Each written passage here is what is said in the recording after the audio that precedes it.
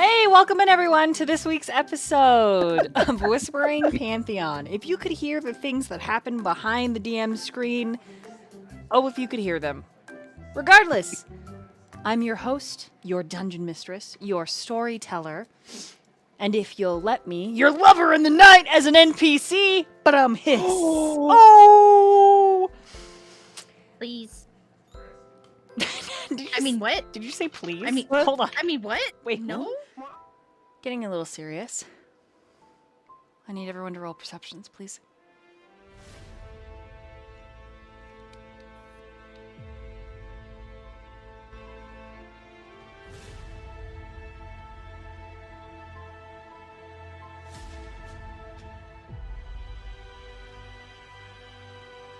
Uh, 18. 16. 17. I got an 11. 18 for bingo.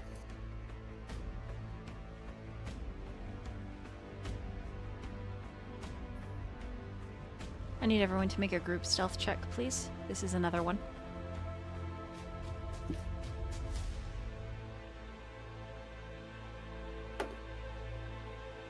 $15 for Diego.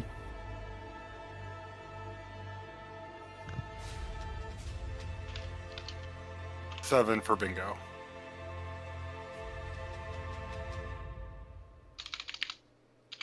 $20 for Vakeen. 25. 12 for Myyrion. Okay. Chron, will you add up everyone's stealth, please? So if everyone will please type it into the Discord. And then, Chron, if you'll type in the stealth check, I'm going to describe to you all the things.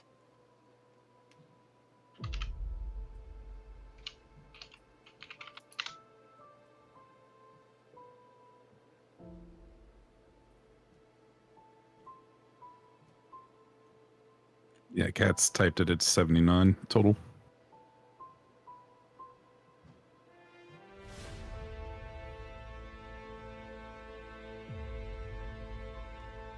Okay, hold on to that.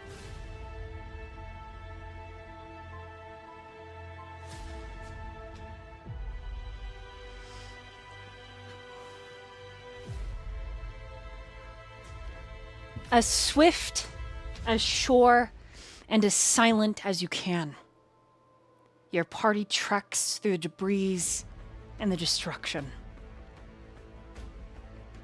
Fallen, immortal, mortal, and Nyxborn alike litter the ground that will once and forever be known as Dionysus's Garden.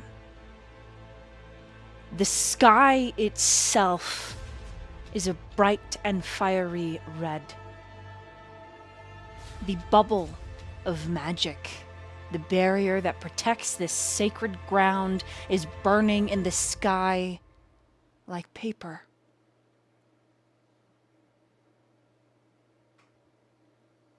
The smell of blood, burned flesh, and misery assaults you from all sides.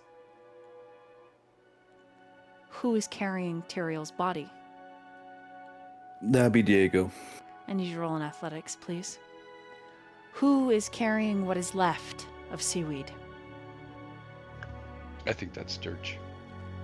I need you to roll in acrobatics. That is a 19 for Diego. That's actually the same. 19. Okay. There are two things that happen when you come around a terrace corner. Mind you, this is a fallen terrace, so all that is left of its grand statues, its glittering fruit trees, is smoke and brimstone, fire and destruction. Hiding between what is left of a statue of some unknown faceless deity and an inner corner of that grand temple belonging to Dionysus. Durch and Diego.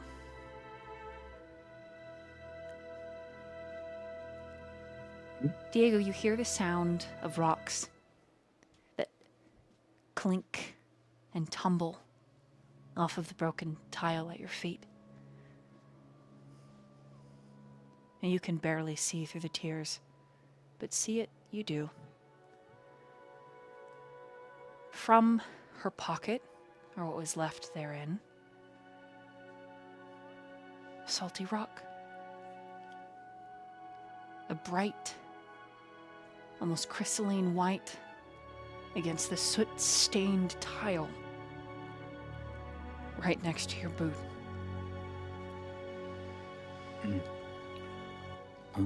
If he could, Diego will pick it up and pocket it. This is on Durch. You see something else, Diego. Oh, I'm sorry. You're good. Both of you are... You can be side by side witnessing what the other sees, but the two of you are sharing a moment pronounced by fate, yet separated by margins. So decide if you pick it up or not, Durch. It's up to you. Yeah, he's gonna pick it up and pocket it. Underneath it, a silver bracelet with a single seashell connected to the silver clasps.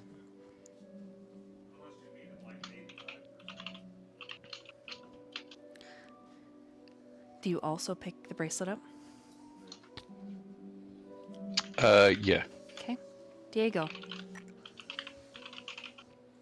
Yes, Diego this time. Not Giorgio. sorry about that. All right. Starts with D. D&D. Yep.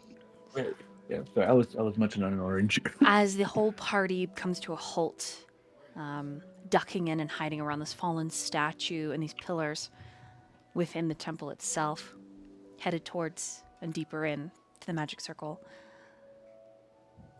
you hear the sound of a fallen chain.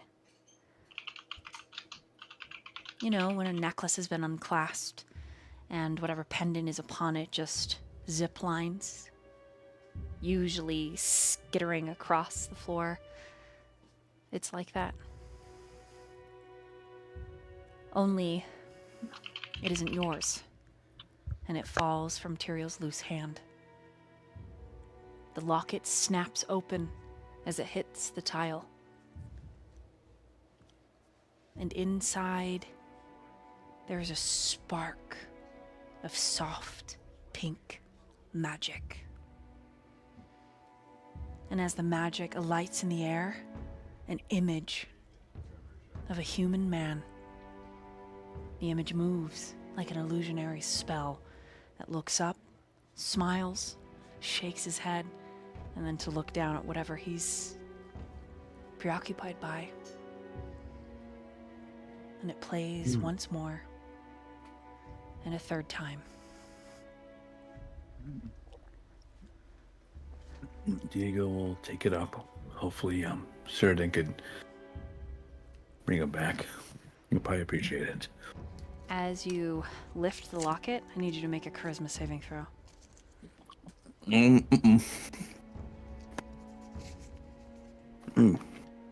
I'll use inspiration. Nice. That is 13 on the dice. That is a 21. Okay, you can choose to fail if you would like. But there is magic in the locket. And when you pick it up, you can feel the spell that will whisper whatever has been left behind contingently. But you know with that roll that it's something very personal. Deeply personal to Tyriel.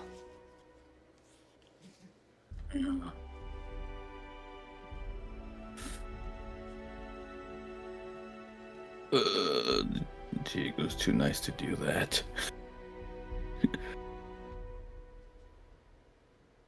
he'll keep that in mind, and worst comes to worst, we can't get Tyriel back. Does it feel like it will happen again if he opens up the pendant? Yeah. Okay, he'll save that for later and check if Tyriel doesn't come back. Okay. So for now, he'll pocket it.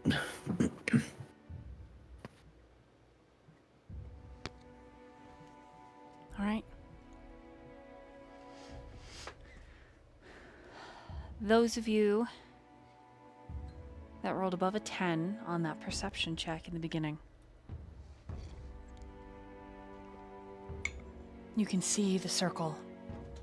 You can feel the pulse of energy.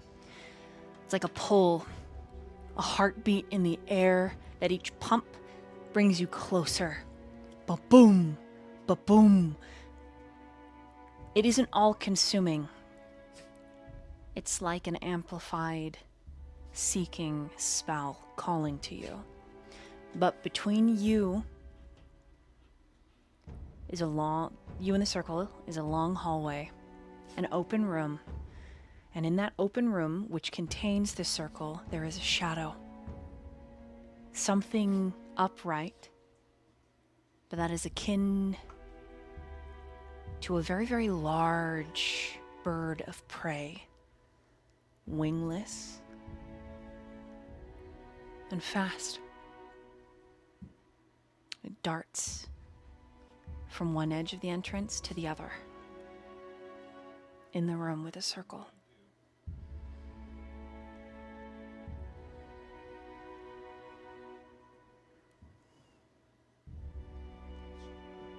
As a party, you must make your choice, because there is more that you see with your perceptions. Those of you that at least got an 8. Between you and the hallway that leads to the magic circle, there are still individuals being taken down by Nyxborn. Satyrs, elves, nymphs, dryads, gnomes, halflings, humans, mortals that have come to Dionysus's garden, wearing their finest party robe.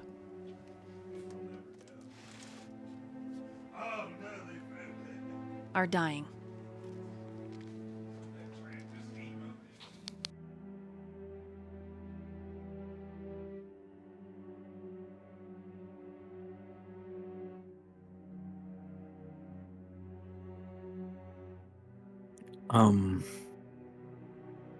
How far away are they? The Nyxborn, and are they in a group? They are not grouped. They are picking off stragglers, one by one. How long is the hallway? Like, how long until we get to the circle? The hallway is 125 feet in length before you get to the circle, and between the entrance of the hallway, because it's an outside archway that leads into the interior, is this courtyard that is 300 feet across. And all across the courtyard and even higher up in the temple, stragglers are being hunted and taken down.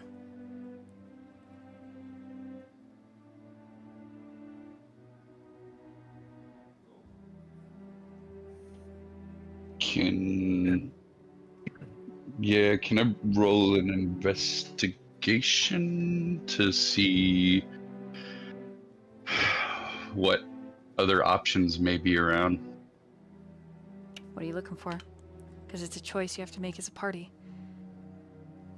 Yeah, just something like perhaps either a way to make it there, like to see if they're distracted enough that we can make it there, or if there's another way we can kind of... Your stealth is absolutely high enough as a group to make it. The choice you're making now is, do you save anyone else? Or do you continue to run? Yeah. Mm-hmm. Guys, we have to at least try. We know where to go, And from what I understand, it will simply teleport us. Maybe could teleport some other people too.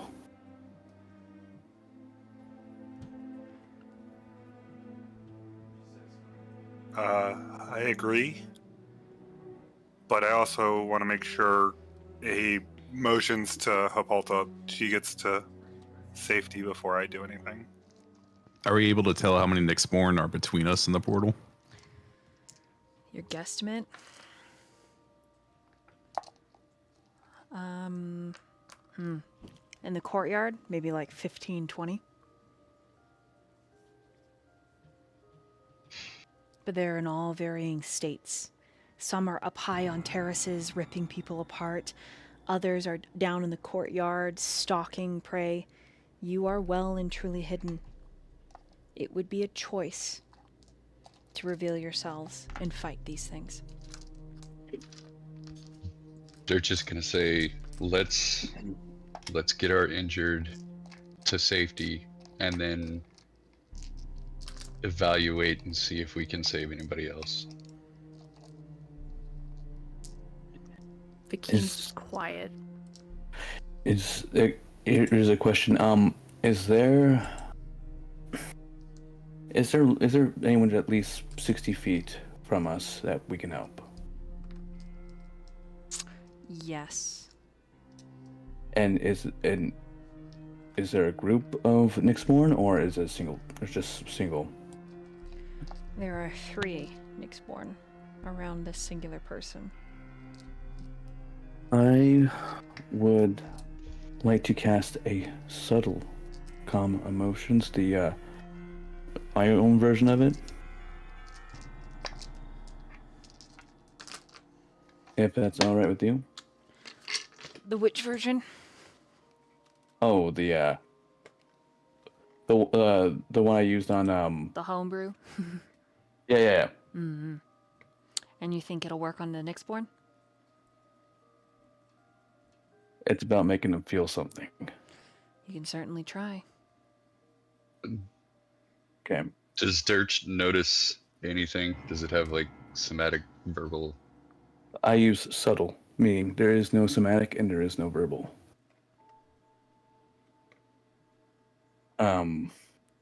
It's Actually, a meta magic. So Yeah. yeah.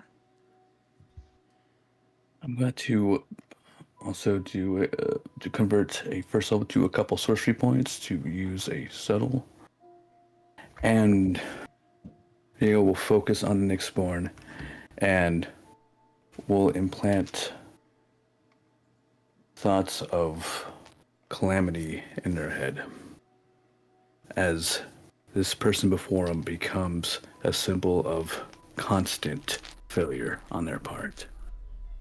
Any sort of hope and desire they had becomes undone by this person in the most horrific way possible, instilling a sense of despair in them. Okay, what do they need to roll? They need to roll a wisdom save against a skill safety 16. Are you using your Roll20 sheet or using your D&D Beyond? Oh, roll 20 sheet. No, dork. All right. Why? It's just right there. No, it's so much more difficult for me. Okay, let's see.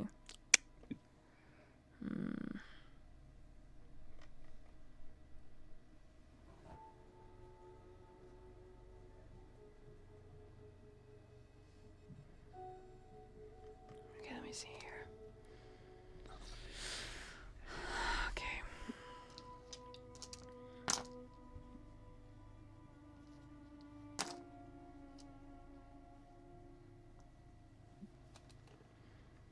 Spell DC 16. Yep, wisdom. Okay. 2 of them. 2 of them do not make it.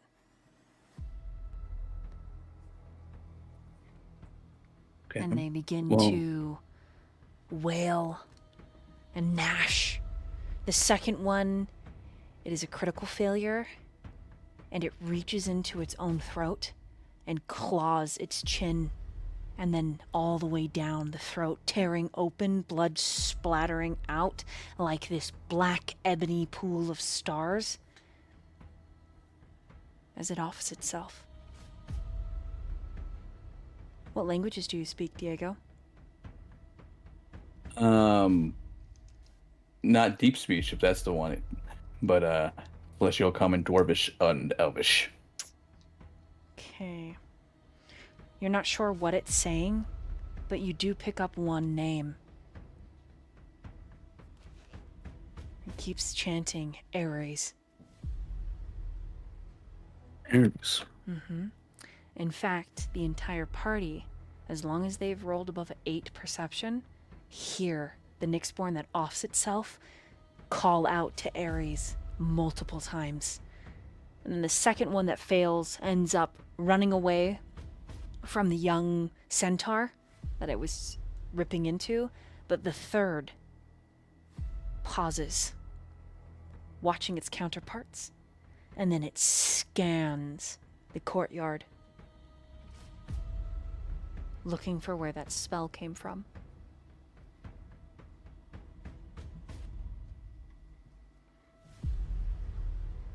Okay, party. What do you want to do? Let's move, guys. Let's get our injured to safety. And then save who we can. That's all Durch is gonna say.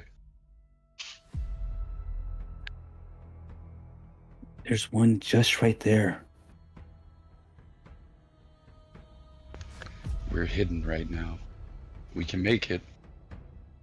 And then we can come back and save whoever we can. Yeah, let's not kick this hornet's nest until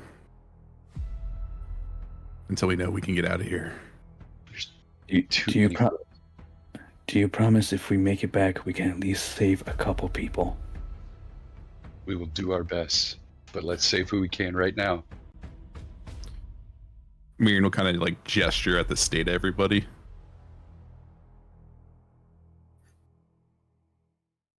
I can still fight.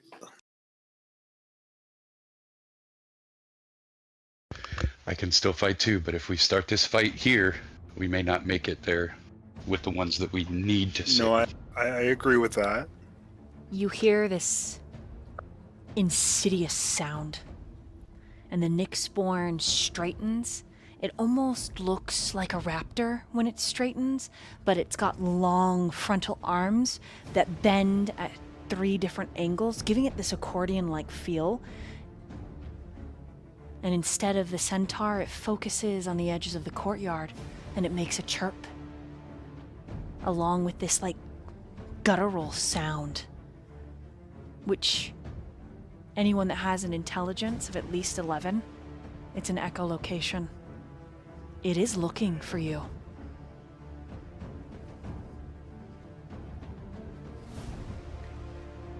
If you wish to continue stealthing, because you are being actively pursued, and this entity is also calling for reinforcements, you must make another stealth and survival.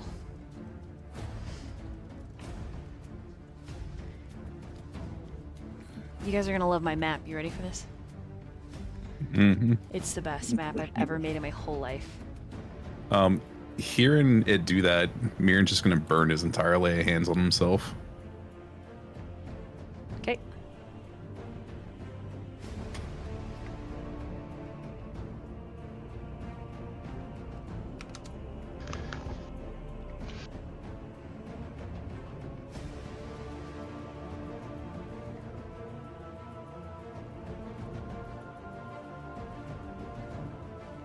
Okay, here we go. We're changing the maps. And there it is. You see it? Yeah. It's pretty cute, That's a huh? map. That's so cute! Like, it's just gray. It's like, oh, I get it now. Okay. That's where it is. I'll ping where you guys are. God, why does evil look so cute? Look at that thing.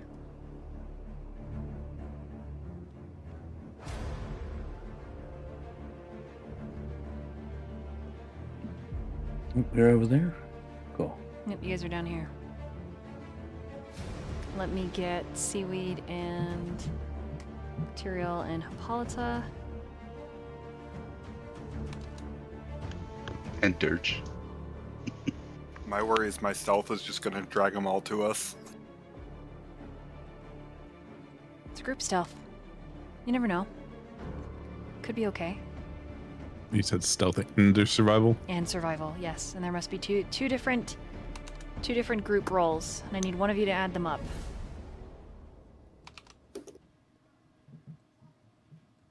Apparently I was concerned for nothing when I roll like that.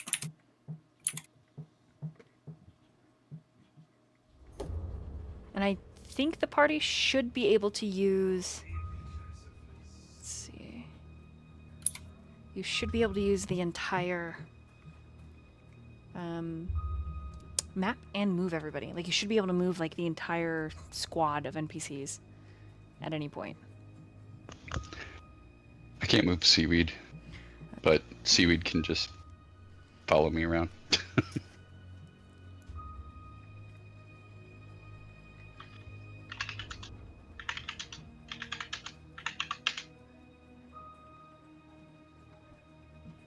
Right.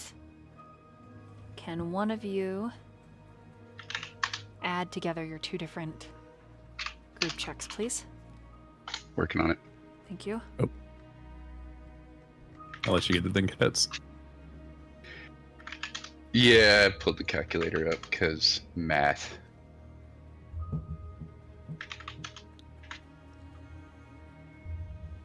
And I still did it up.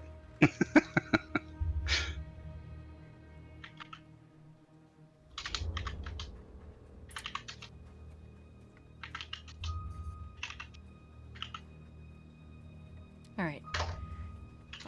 There's some animations on the map there, because you know everything is burning and ashing around you.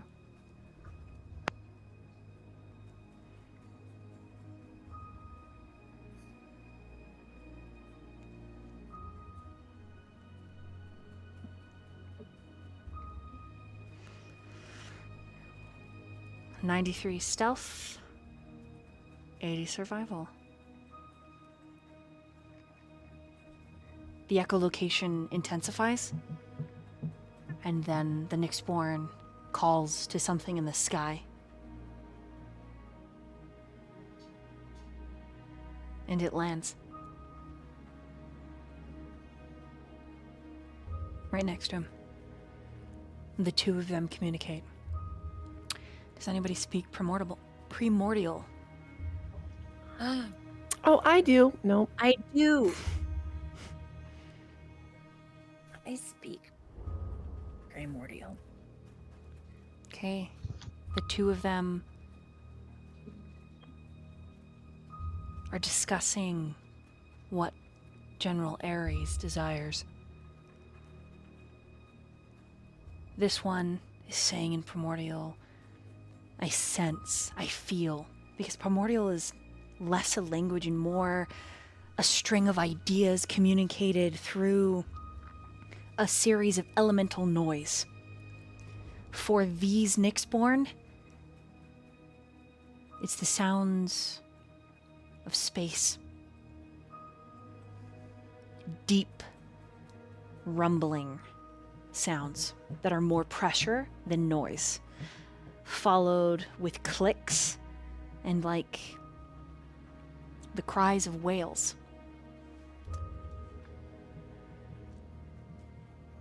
And that's when another bad guy shows up. He's like, hey guys, we're wanted at the front because there are innocents to eat.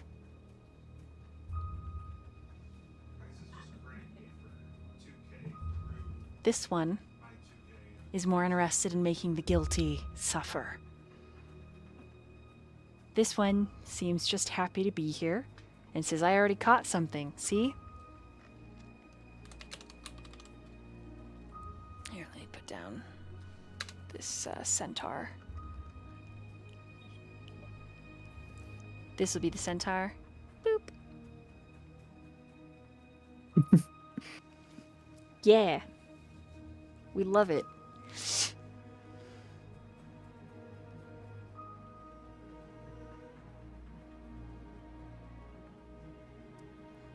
Right. You make it across into the hallway. However,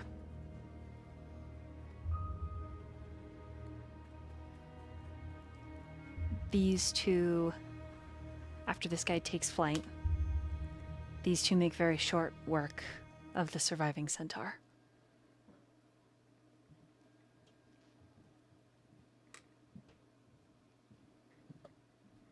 Diego grit his teeth.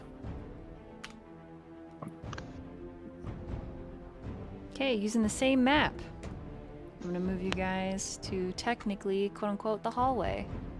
As you make it to the hallway.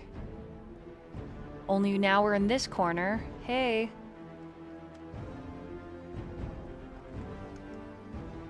The fancy corner. Mm-hmm. This is Oh, again, fanciness. it's up to you guys if you engage or not. This hallway does not bear near as many Nyxborn. Some of the arcane wards are still intact. You actually see, after you enter it, behind you, a Nyxborn, there's that, like, deep echolocation. It tries to get in, and this chain lightning goes off, zapping it to death. In like a constant cycle. Okay.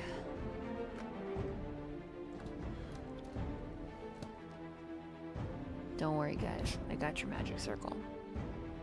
As you get to the end of the hallway, there is one Nyxborn in the magic circle room, and you think it's here by accident. How it survived the chain lightning in the hallway, you don't know. But it's the only one that's in here. Now you can either engage it, or you can hide from it. The choice is yours.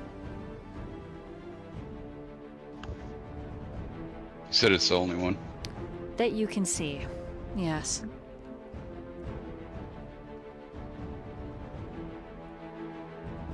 All right, guys. Let's yeet our wounded and dead into the portal, and then we can look for survivors we can save. Yeah, I was going to say it'd be a good idea since only two of us can really fight right now. Okay, here's your circle. I need to know... Never mind. Scratch that. What do you guys want to do? I mean, is that Nyxborn in the same room as the portal? Mm-hmm. Yeah. Okay. Yep, and you've only seen its shadow so far. Like, you've seen it dart in the room, but it's just as good as hiding as your group check. I mean, comparatively, right? Didn't get a 93. It's, like, crazy, but... Maybe the us not carrying people should engage it.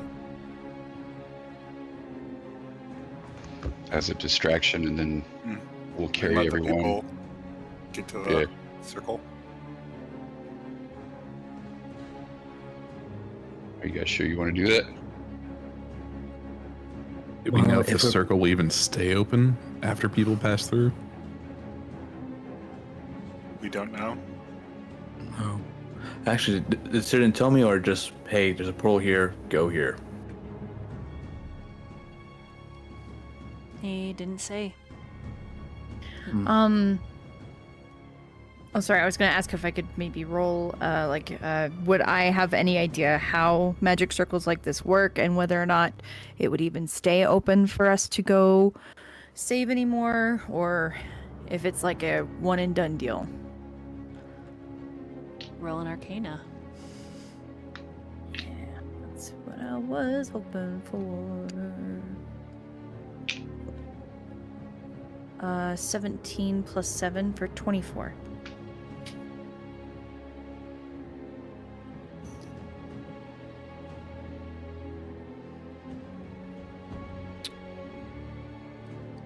This distance away, because if you use your tool, you see you're almost 200 feet away. This massive room. Right. You don't think it's a one-time use. What you do think is that it's on a timer. And that's why Círdan told you to hurry.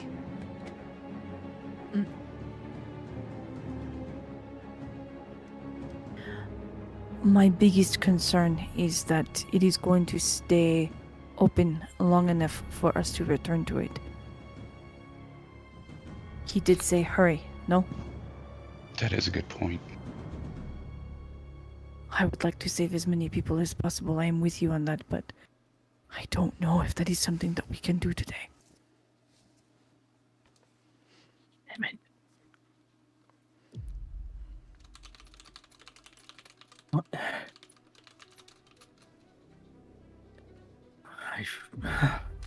I don't like it any more than you do.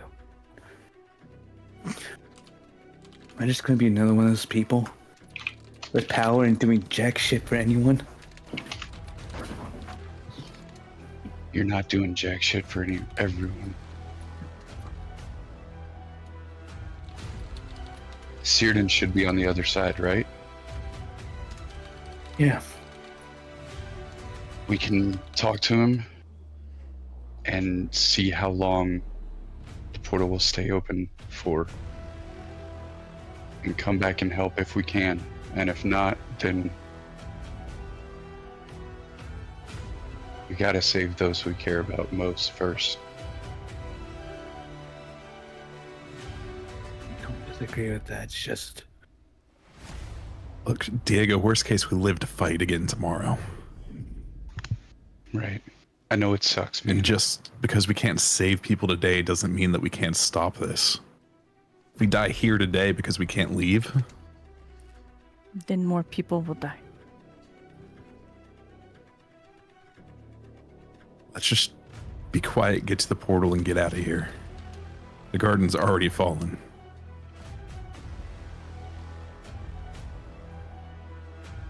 next time when they come, do y'all promise to save as many people as we can?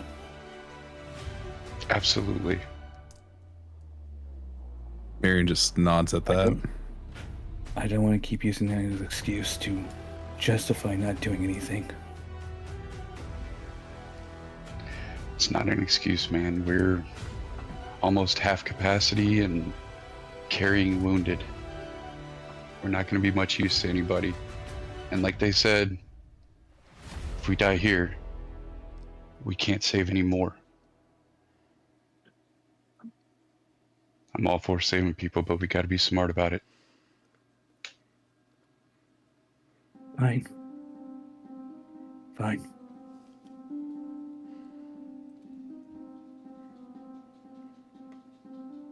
So we all in agreement? The Keen just nods. Yeah.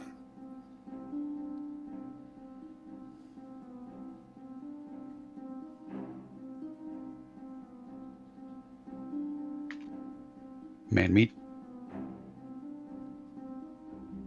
Yeah, let's do this. And then he'll kind of like take a step forward to be in front of everybody.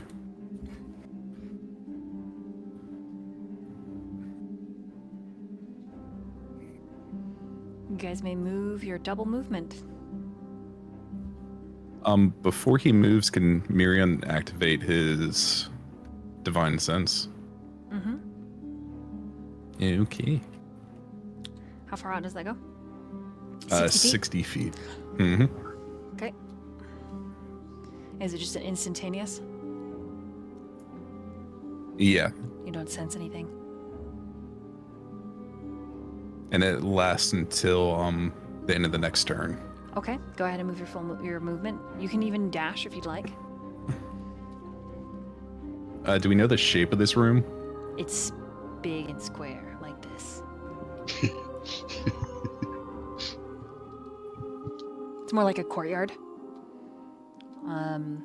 So imagine something like a coliseum, but the roof is latticework that's burning vegetation. So it's this beautiful outside courtyard that's also partially inside. It's like an inner-outer garden. When you look up, you could see the sun, but it's just blackened smoke. Can I roll a perception to see if there's like any large areas where it's been burnt away? Like the vegetation and the latticework up above, or just in this room, in the courtyard? Like the vegetation and the latticework above. You don't have to roll. 100%, yeah. There's large sections where it's nothing but shriveled and curled in on itself.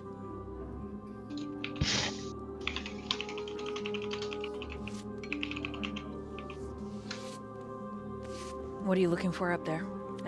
Something through the vegetation? Yeah, basically like if there's any areas where it'd be smarter to move along to avoid seeing from up above, since we saw the flying stuff earlier. Your best option is to each of you individually roll a stealth check to hide among the rubble here.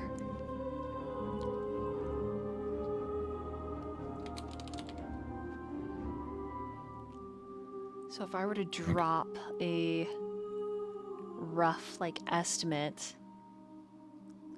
of your rubble here, right?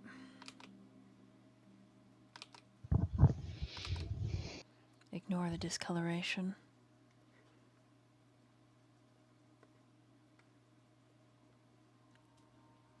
Oh no. Yeah, here we go. This is what I'm talking about. This is what it is to be a dungeon master. Nice. Yeah. Oh yeah, all the rubble. Beautiful. Yeah, this is the best map I've ever made. Everything's destroyed. Everyone's sad. I'm gonna call this Palo Rubble Barney. Barney! Yeah, rubble. There you go. And this one is Jonald.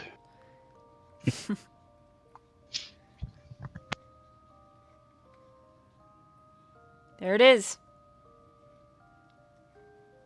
This one's called Peblonius. Holy hell, I just looked at the Chron's icon.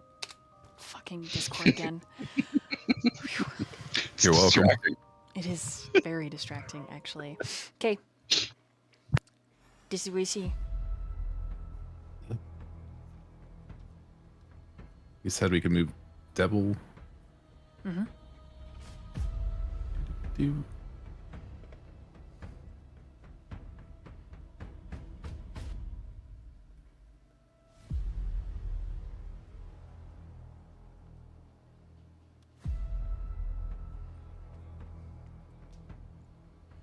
Okay, Seaweed, or Amber, you can make sure to move Seaweed. But yeah, Oh, what am I doing?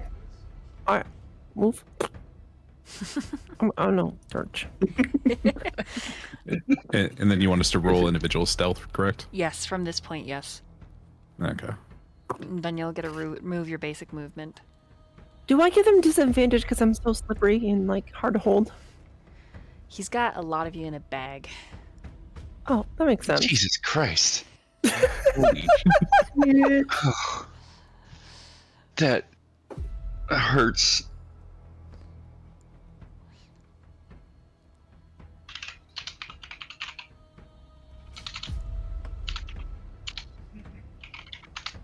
Is the bag a waterproof bag, or is it leaking slightly? Holy shit. Seeping. Holy Yeah, I just threw it in my This bag's backpack. in a burlap bag, you know. Yeah. my god. You just hear the sloshing as they walk. Holy shit. That is brutal. Like a slime I trail. kind of wish it was kidding that Seaweed's footsteps are just like SpongeBob's footsteps. All right. Are you gonna keep that stealth bingo? I'm trying my best. I will give you one of my do inspirations, have please. Inspiration if Oh you yeah, I'll need. use one of my own inspiration. It's fine. You've got 2 today alone. I have enough to spare.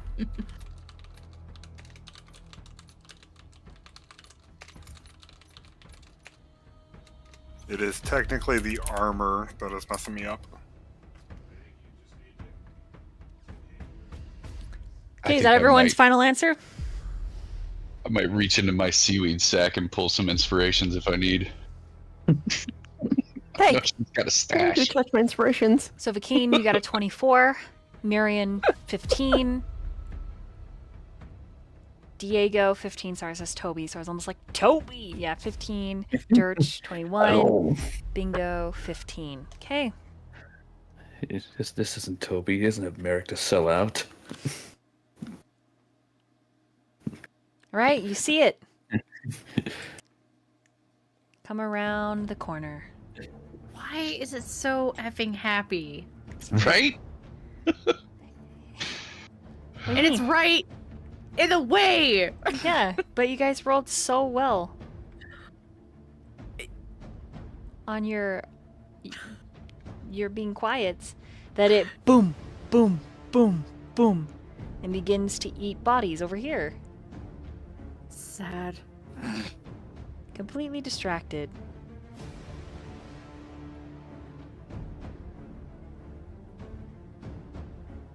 All right. Okay. Everyone made double move action, and then you must roll another stealth.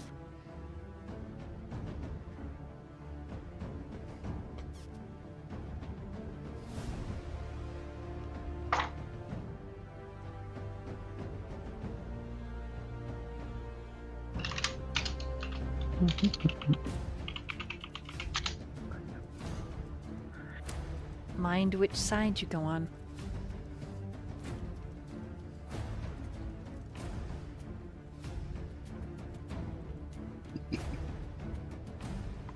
My problem is I'm loud. And I don't trust how I've been rolling.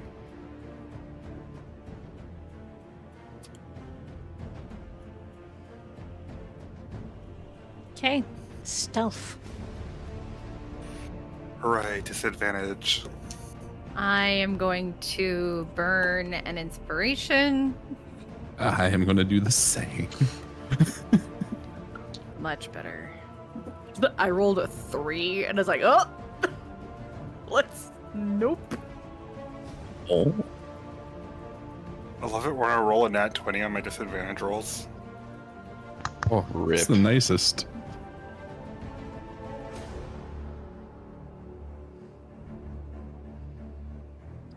So I've got a 20. Diego got a 16. Bingo got a 14. Vakeen got a 23. Myyrion got a 16. Final answers? Final answer for me.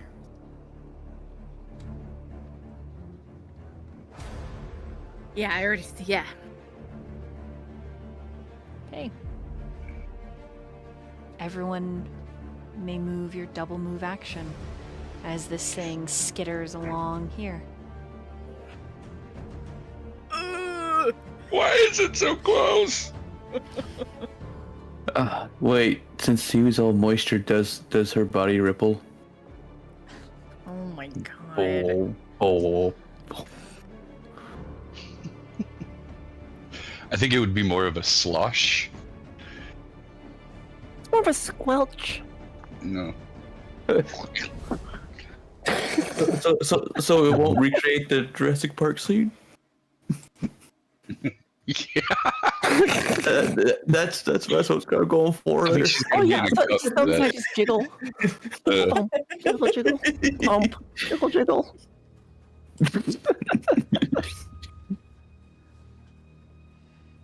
God, it's this horrifying thing, but this fucking monster is Is way too this where cute. It's so cute. Is this where you're going, Luke?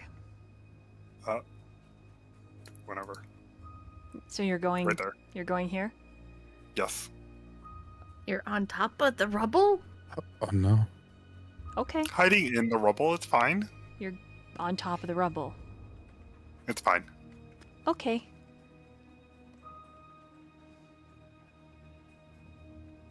You must re-roll with disadvantage again. Double disadvantage. As the rubble is not stable.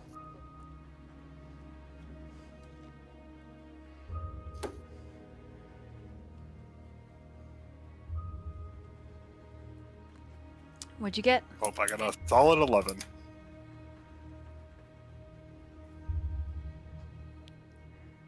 Nice.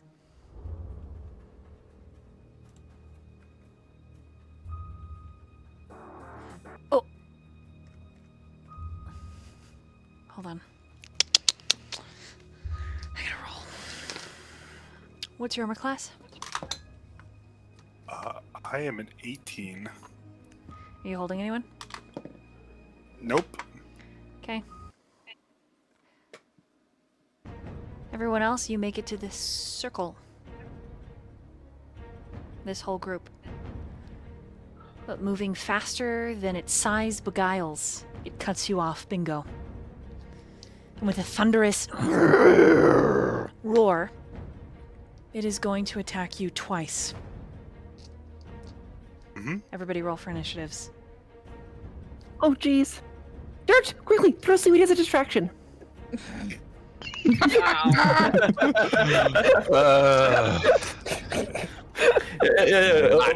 Open up the sack and just kind of squish it, and a geyser of water will come out. Yeah. Yeah, no, you don't need all of Seaweed. You just need part of Two Seaweed. things that you notice about this Nyxborn. Bingo. First, it's damaged from the hallway. Second, it survived the hallway.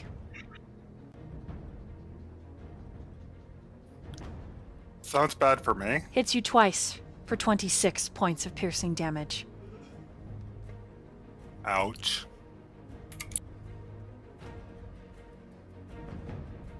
Okay. Let me add turn orders.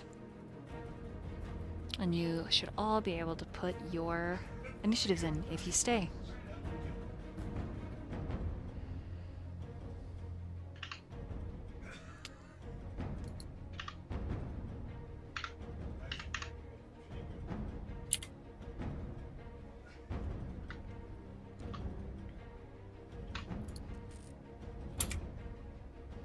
Is that all of you that are conscious? 1, 2, 3, 4, 5 of you? Great. Perfect. Perfect. Okay. Here we go. Vakeen. It's your move. Yeah.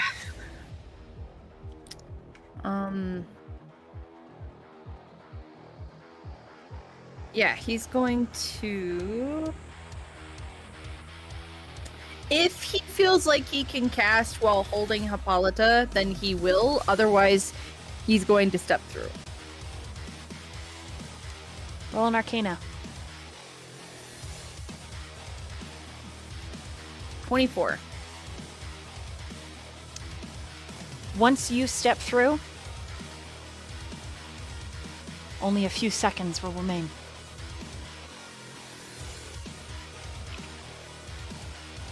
You're about 85% sure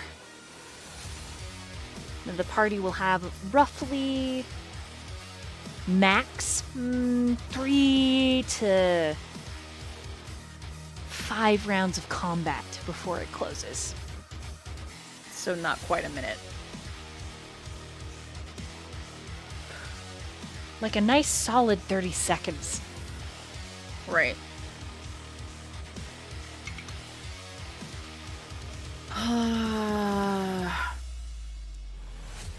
To cast, you will have to put her down. The best part of all of this is Bingo is so quiet.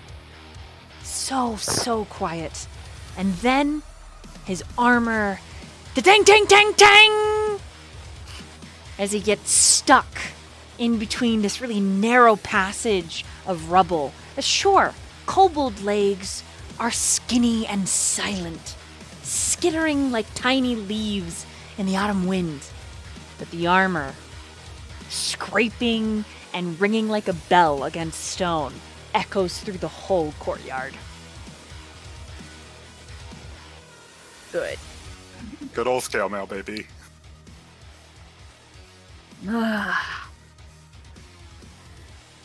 It tastes like orange tang. Yes, sweetie. Orange tang in the air. Okay, Bikini, what do you do?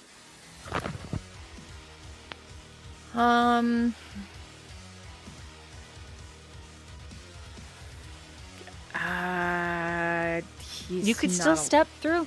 You could. Yeah, he does. Okay. You say anything, you just step through. I say you have approximately 30 seconds. Okay. I step through. Okay. Sweet. Myyrion.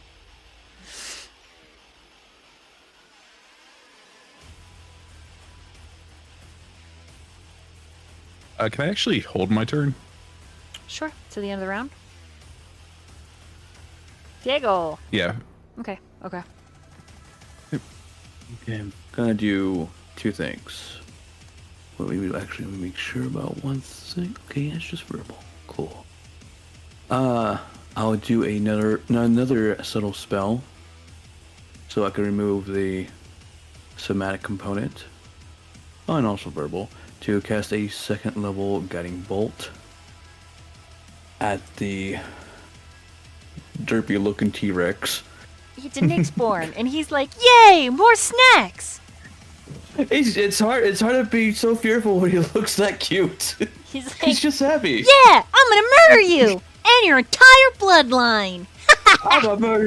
I'm a murder you. I got a 18 on the die, so that's a plus. That's like a 26 to Hits. hit. And that's gonna be 5d6.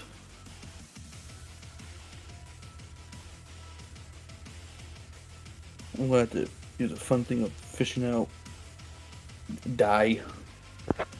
Kill them, Wackus Bunkus. You know what? I have two. I'm just gonna roll twice. Okay, we got 5, 4. That's 9. 9, 13, 16. So 21 points of radiant damage. Okay, you throw the guiding bolt. Its eyes narrow, it opens its mouth and swallows the energy. Doesn't even do jack shit to it, huh? Oh, you think it damages it? But it seems, Oh, he's just hungry. it seems to like it. Yeah. Then. Oh wait, I did this. Just get Tyriel in the portal. Don't Yeah, worry about killing it. Just leave. Does it at least still have advantage if Bingo wants to do like a hit and run? Sure. That's all I care about. Okay, so pop in.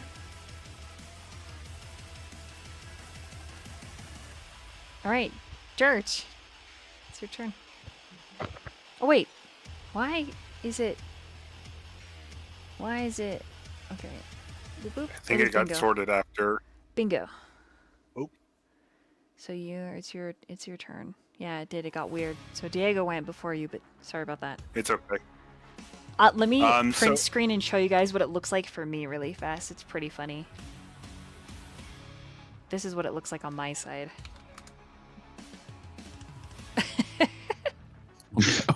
Yeah, it doesn't make any sense. That's helpful. Wait, I get 2 turns? I don't know. Everyone's Yeah, there's right? there's two of everyone, and there's only one seaweed. I don't know. We're all special. So I'm going to start off by bonus action casting Shield of Faith. Okay. Give me some bonus AC because that thing hurt me. And then I will scurry around it a little bit with my movement. Okay. And I will green flame blade and take advantage of that nice Diego advantage. Yep. Oh, Right that you only got because I goofed. Haha. Yep. It was planned, and that advantage gave me a natural 20. Okay. What are you? Heroic or Paragon? I'm heroic. Okay, double max damage plus an extra damage die. And it's just a straight dice. You don't add any modifiers to it. Aye, Captain.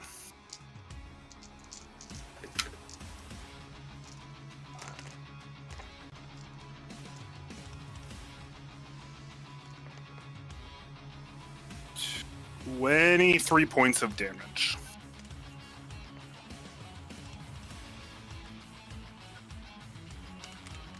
Okay. It is still up. Yeah, Bingo will also just motion for people to go through the gate.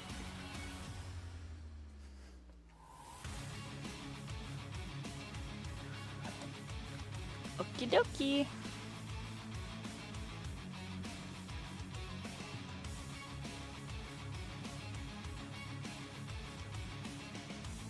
Durch. It's your turn. Is it Myrion's turn? You gotta He's... move on. I'm in the Oh, he's round. ready. Yeah.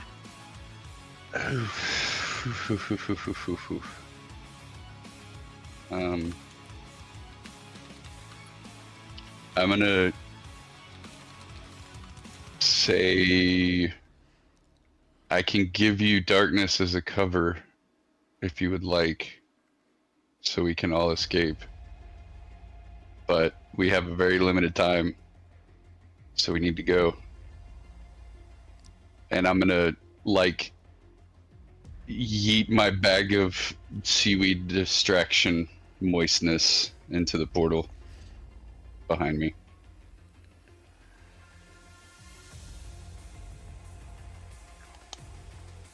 Okay. So the seaweed's through the portal. Whew.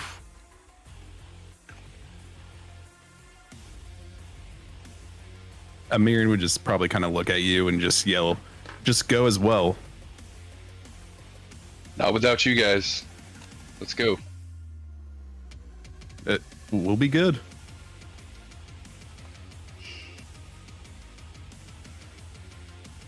Am I still stealthed? You haven't done anything.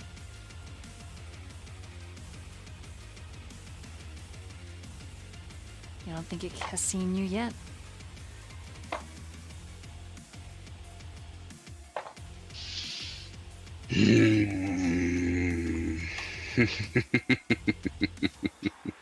I'm gonna shoot my crossbow at it. Okie dokie. And with advantage, that's a natural 20. And your Paragon tier? I am. Double max damage plus 2 extra damage die. And you can use your sneak attack. Okay, so Your sneak attack is also tripled. And maxed. Doubled. Oh, yeah, you're right. You're not at the Okay, epic so- tier. My bad. max is 1d6 plus 3, so 9 plus 3d6. So 18. Right? 3 9 times plus 6. 18. 27, right? Yep. And then a damage die. Oh, double that. 2 extra damage die. But yeah, you double that. That's the max damage. 27 times 2 is what? 54. And then 1 extra damage die. 2? 1. 2. Without the modifier, right? Correct. 61. 61 points damage? Yeah.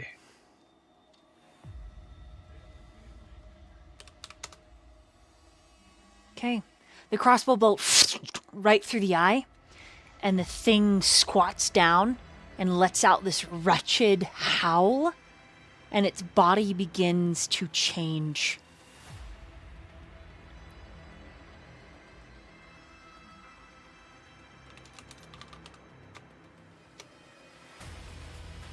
And then it looks different. Here, let me use less cute token. Please be cuter.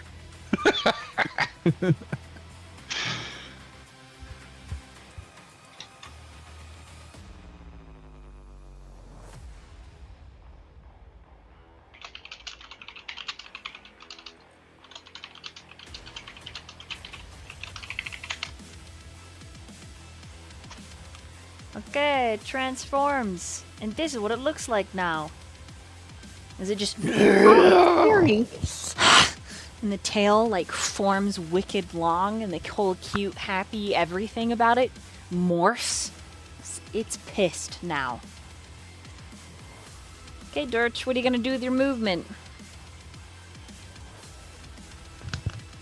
You can't hold movement, can you? No.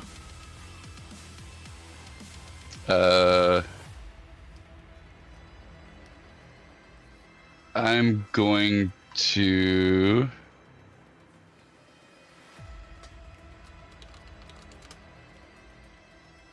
get right about cheer so I can jump into the portal once these guys are at least on their way, guys. Okay. So these are the folks that are in the portal.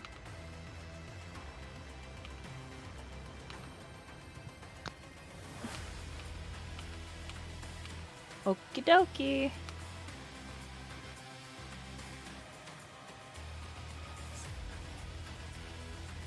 Wow, it's all messed up on my end. Hold on. Now it'll be correct. Sorry guys, go ahead and add your initiatives one more time.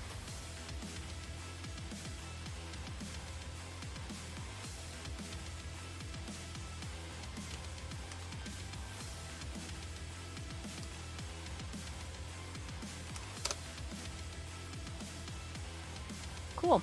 All right, Myyrion.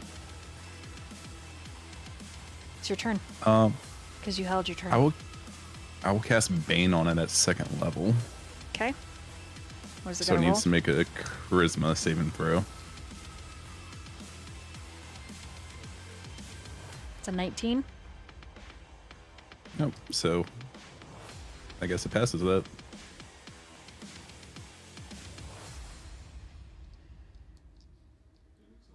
Anything for your bonus action and your movement?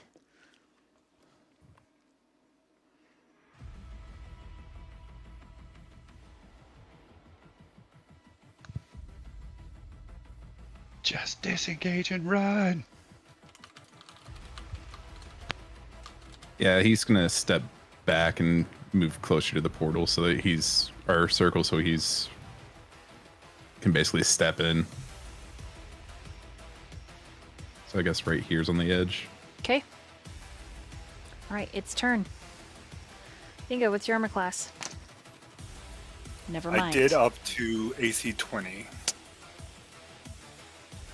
I also did 18 more damage last round. I didn't do my math correctly. I just did max damage instead of double max damage. Okay.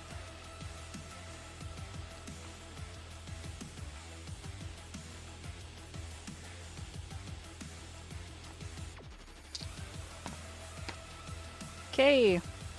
First strike misses. Second strike criticals. 24 points of necrotic and piercing damage. So bad news. Bingo will fall down. Okay, he drops. Myyrion. What's your passive perception? 16. Durch, what's your passive perception? Much lower, 11. Okay. The 16, you see a familiar guy. Covered in blood. Injured. But running on padded paw. This is about as far as he gets this turn.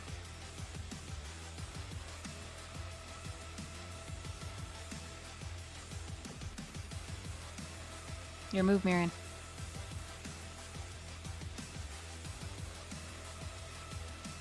Myyrion, would Durch be able to see if from where he is on top of the pile where Jordmonger is, if Myyrion points it out? Probably, yeah. Okay, so Myyrion will kind of like point to George Munger and then like motion over to Bingo, to Durch, and then just be like, I'm gonna grab him, and then we need to get out of here. I think Jormunger can get him, and probably will, if you can distract him somehow. Oh, if only you had a distraction in a bag, all ready to go. Right? I am not gonna throw your moist corpse at an enemy. What? I'm sure it probably smells wonderful for the dinosaur. Okay.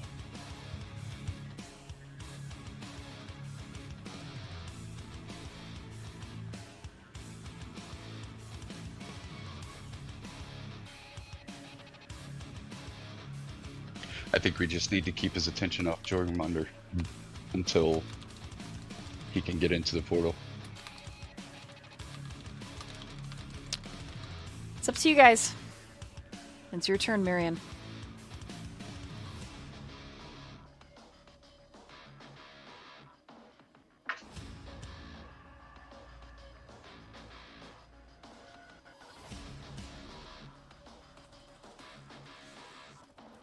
Chron?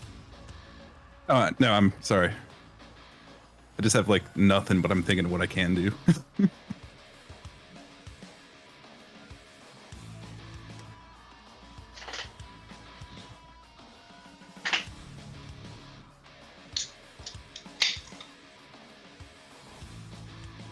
Durch, just forget what's about to happen.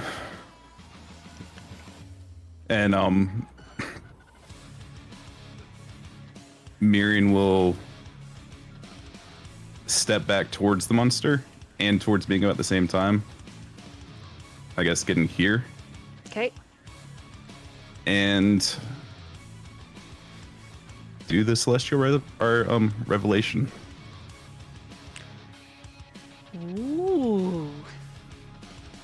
So what Durch would see would be like if you could see Myrion's face, his golden eyes will just turn to an inky black. And then just these ghastly kind of ghost wings, like bone and sinew, come from the back behind him. And the monster will need to make a charisma saving throw. Alright, that's a natural 20 on the dice. Okay, so he's not feared this turn. And that's a bonus action, so I can still actually attack him.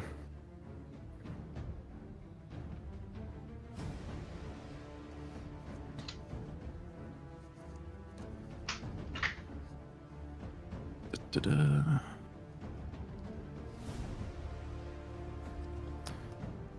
24 to hit. That hits. And then a 22 to hit. That also hits. Okay.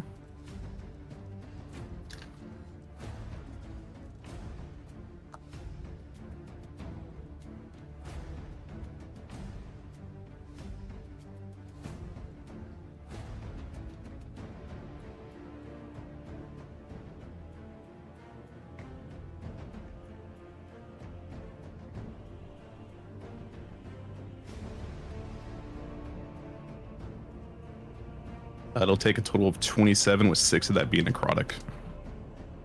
Okay.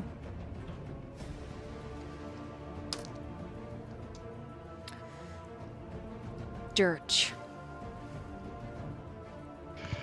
That's me. You have seen these wings. You have seen this similar visage. There are gods that present themselves as malignant horrors. I need you to make a wisdom saving throw, as that tiny sachet that you keep close, given to you by the Oracle to store your rage, is going to whisper.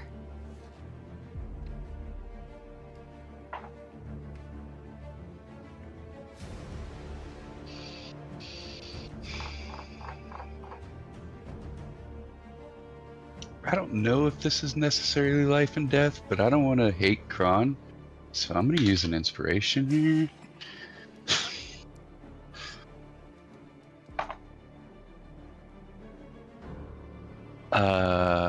16? Okay. That old burn rears its head, but you manage to stamp it down. You keep your cool. It's your turn.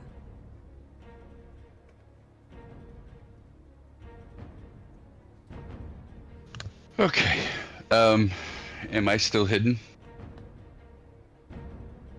You would have to use your bonus action to hide again, because you shot it from that same point right there. Yeah, the way I figured it, I'd use the bonus action to throw the bag o' seaweed, and then... Didn't you already throw the bag of seaweed in? But yeah, that was on the last turn, and then... Yeah. So I couldn't bonus action hide at the end of the last turn. Yeah, you'd have to bonus action this turn. Yeah. Mm-hmm. 16? Okay. You are successfully hidden. Before I hide, I'm gonna say...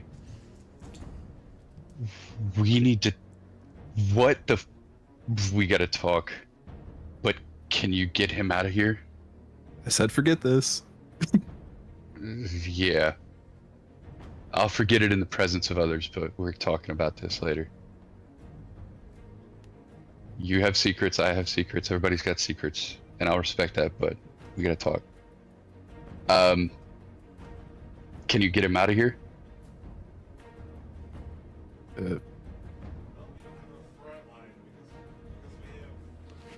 Can you fly with those things? Myyrion just shakes his head at that question. They are literally like just bone and sinew, like they are rotted wings, and they're you can tell that they're like ghastly in form, like they don't actually exist.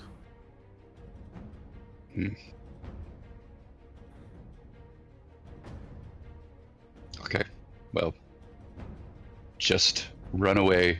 I'm hidden. I will throw some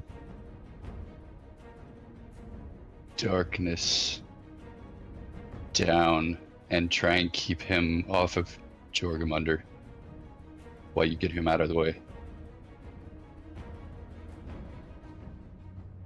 And we're gonna crossbow again.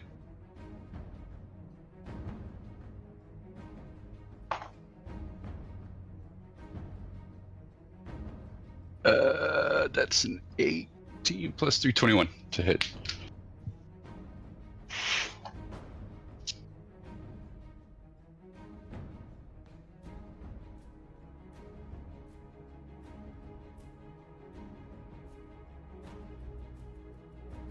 $21 to hit. Sorry, I was muted. Yep.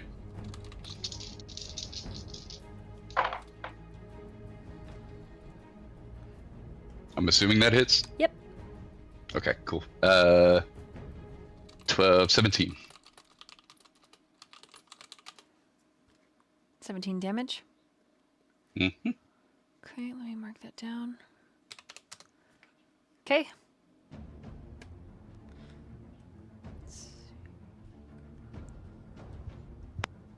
Drummunger's got a great name.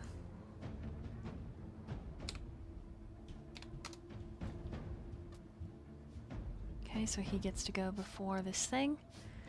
Hold on. Let me just... Okay. The weasel leaps on this thing's back, biting into its spiny scruff, causing the Nyxborn and Dorkwinkle to rear back, putting significant space between you. Dorkwinkle, the cutest, angriest good boy sounds. And the Nyxborn is a screeching horror. Bingo. Yes. I need you to roll another death saving throw. A real quick question. Can I use inspiration on this? No. Okay.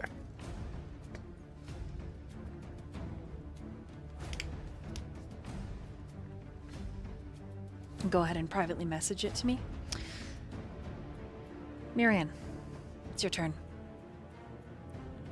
Is it an action to pick up someone? It's bonus action. Roll on athletics. Okay. First, Myrion's going to try to heal in hands on him.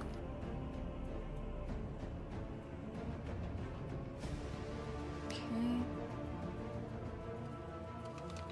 going to have to find my D4s.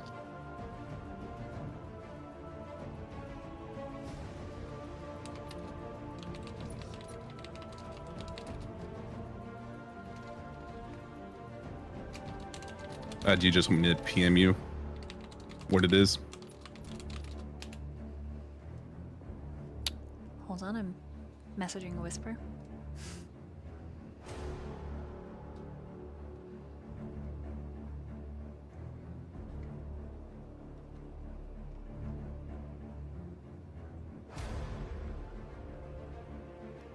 You push the energy into his chest.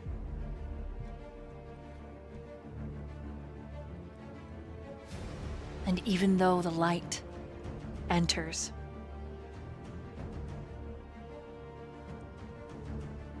he doesn't draw breath.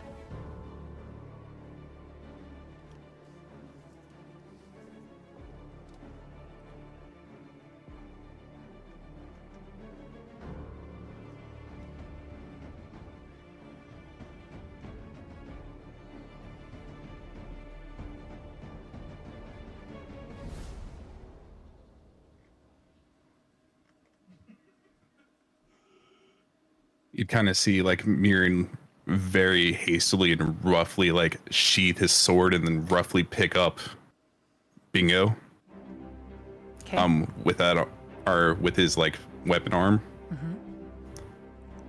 And then just turn towards the portal and try and run through it.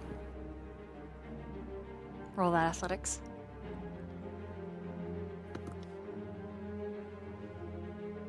I'm using inspiration on that.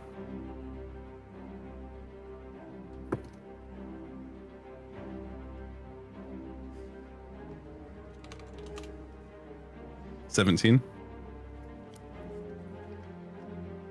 Okay, that's enough to pick him up and get through the portal.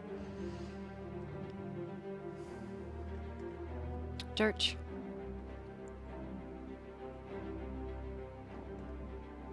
What do you do?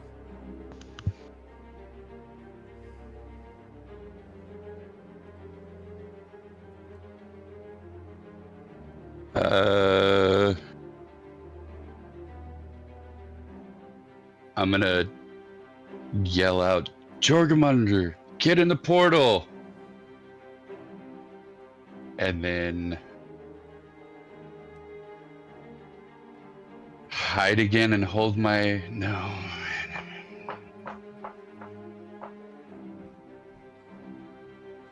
Action, not movement, right? Fuck.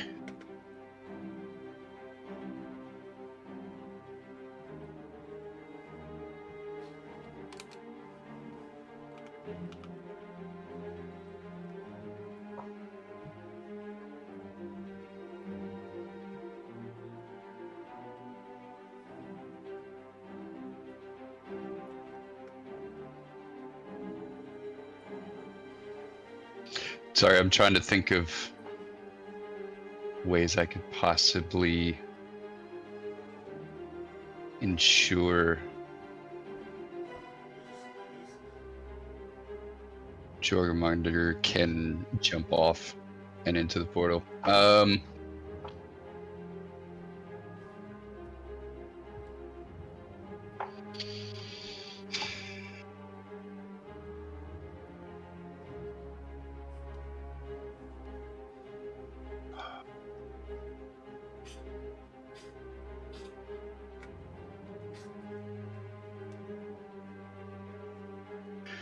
Okay.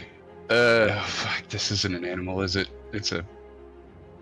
It's a mean Nyx thing, born. Steve. Mm-hmm.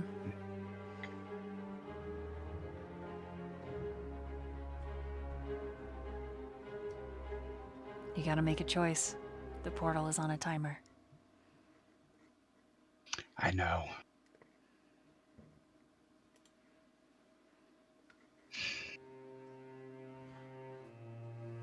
I can't leave the boy.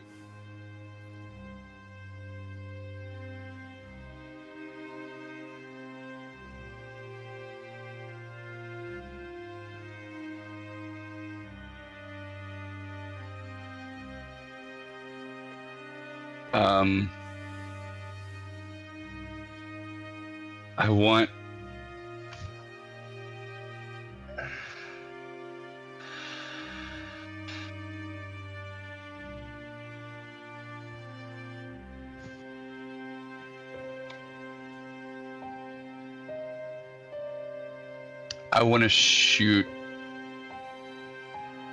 Oh my god.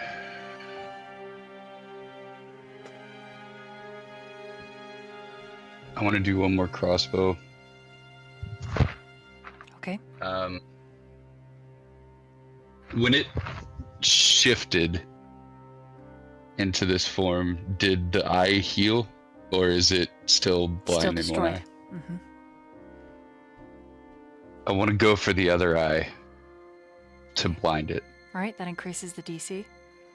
Yep.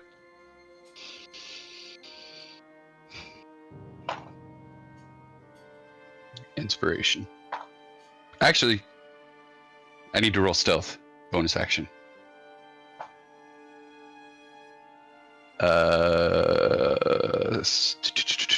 18. Okay, you're hidden. Sweet. Okay, so advantage.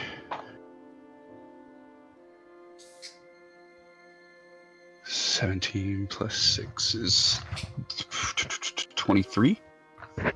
That hits. Thank fucking God.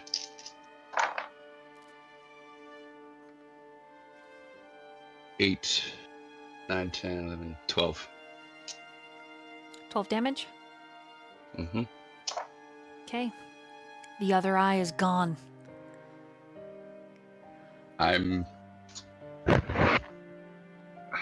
Before I jump in the portal,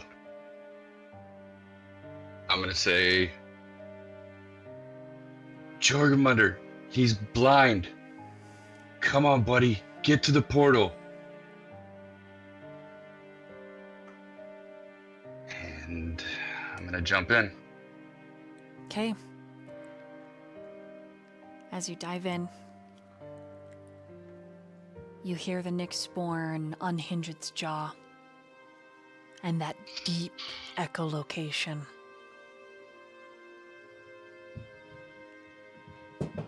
Like two great kaiju, they clash.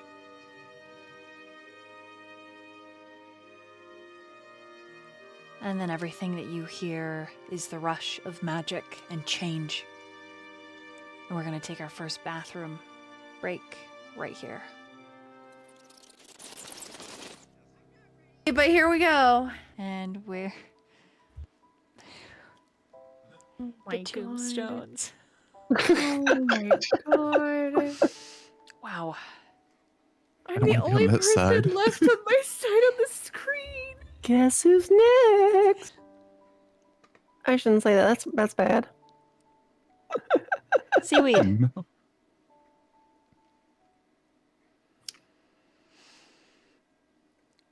All around you is the ocean.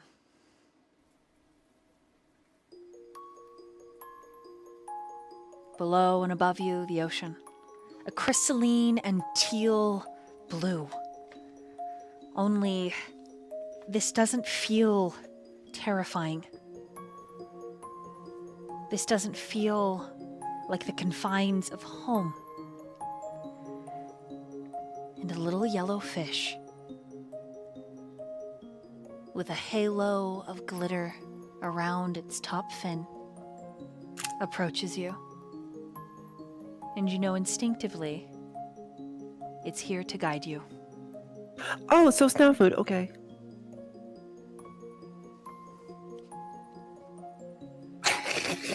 What do you want to do? So I went from trying to save Hippolyta to being cast into the air, and now I see a fish. Yeah, now you're in the ocean. Yep. How did... Sie ist wieder gemüt. How did sie get here? Okay. You hear your name. Seaweed. Who's there? Wait, friend? Friend? I guess I look for the source. My name. Make a perception check with advantage. Oh, and I say, okay. Let's go. Let's go. Perception check.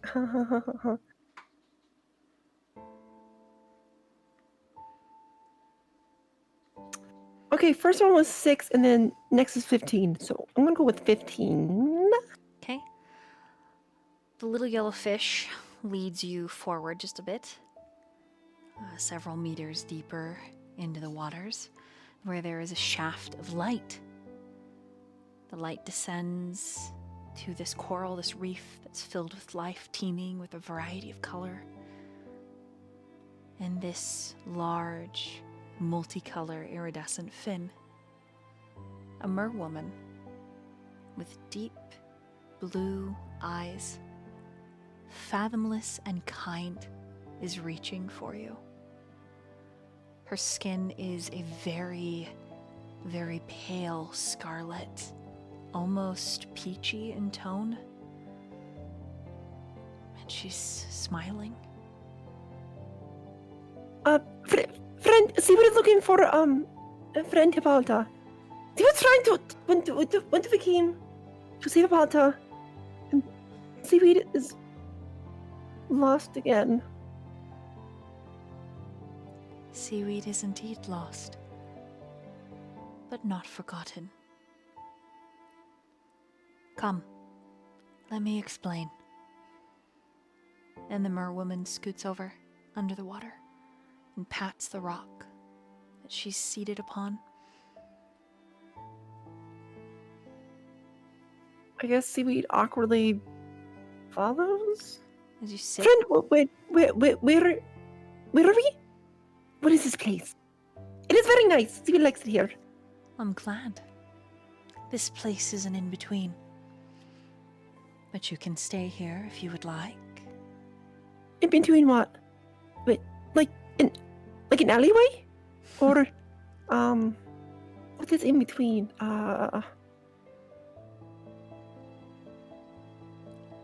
And then she explains to you, Seaweed.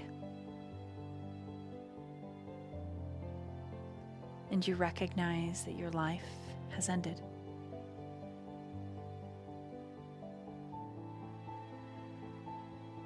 And that the choice is ultimately yours. She motions around the waters, that this in-between can be whatever you would like it to be, with as many friends.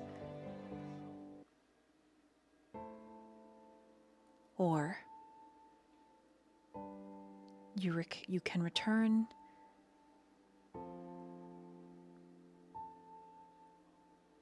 to the struggle and the fate that the rest of your party is trying to defy.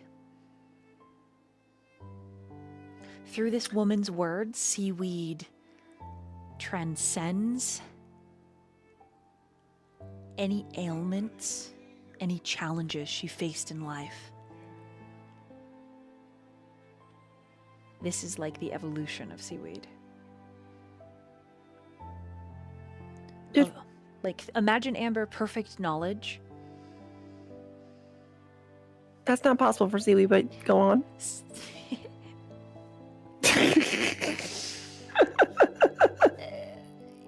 Not divine perfect knowledge. But this is where you come in. Seaweed's perfect knowledge. However she understands it, she knows that this is the afterlife. And she can stay, or she can go. do I know like how I died, or is that like I just know I'm here? Like, what did I know? I got yeeted into the air, and then got smashed. Does Seaweed ask how she died? Because if so, the mer woman will tell her. Friend, Seaweed was trying to get to Hippolyta, but why was Seaweed in the air? Why did Seaweed go away from Hippolyta? Choices were made. Spells were cast. You and Tyriel collided.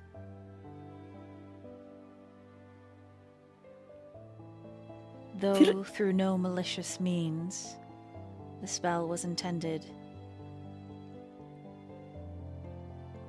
to put you in a path to save Tyriel.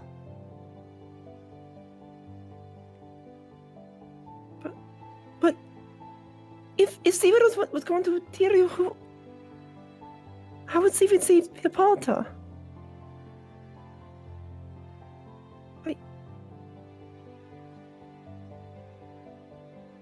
Hippolyta is alive. So Seaweed did not save Hippolyta then. Through your actions, you aided all of you in seeing Hippolyta safe.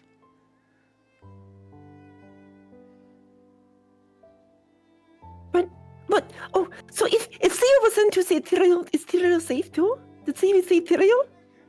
She closes her eyes. I am sorry, Seaweed. He is beyond my reach.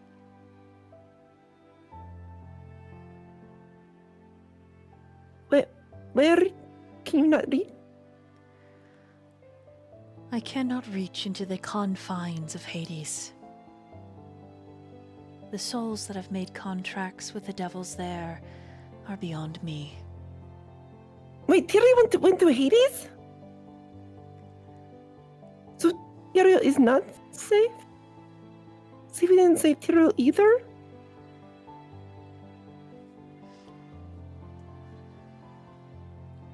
I am very sorry, Seaweed.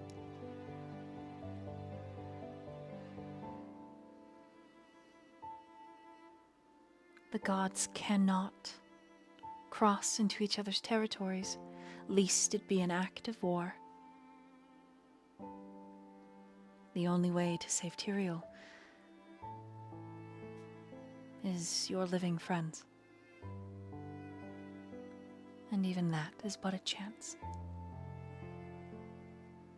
So Seaweed failed to save Hippolyta. And then Seaweed failed to save Tyriel?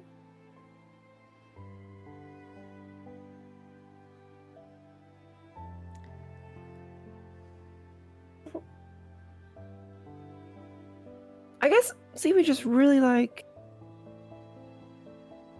anxious? I don't know, like this is a weird spot for Seaweed. But friend, are my other friends? Is Durch's friend safe? Became friend safe? She nods. Myyrion friend? Yes. Bingo friend? She looks up towards the sky. And a single bird crosses into that shaft of light, casting a shadow over the light and the sea. There are birds in the water. Bingo has... He is well, but he no longer tarries in the mortal world.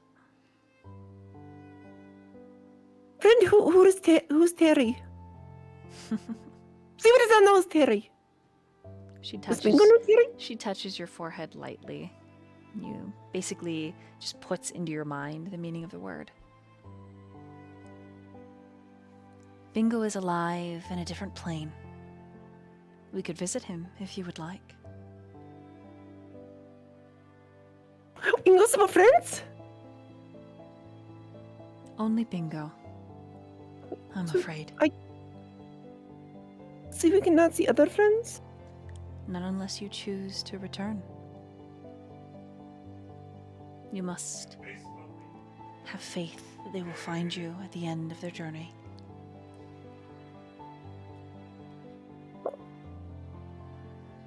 So, you were saying Seaweed can see about Durch became a Myyrion friend, but not Bingo friend?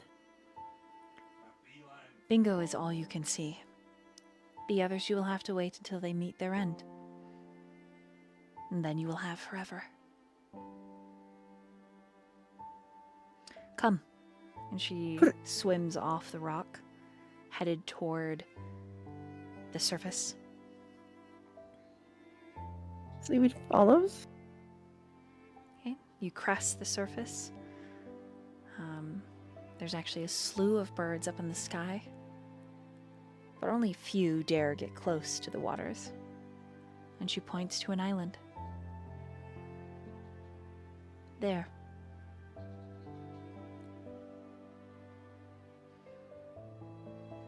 So if Seaweed goes to see Bingo friend, can Seaweed not see other friends? Or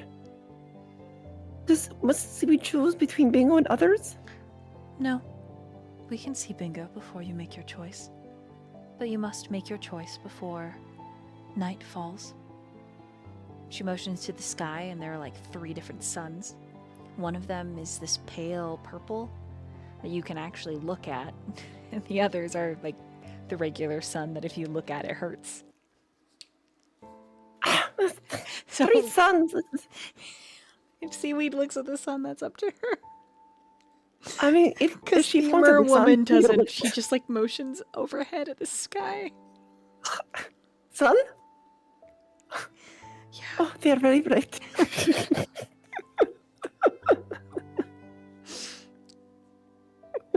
Okay. She dives below the waves and says, "Then let us go see Bingo.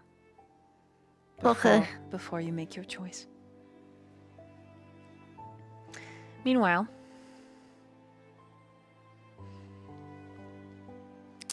Bingo.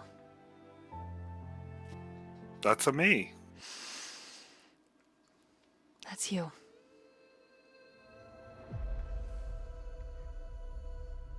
When you open your eyes, you are on a great field.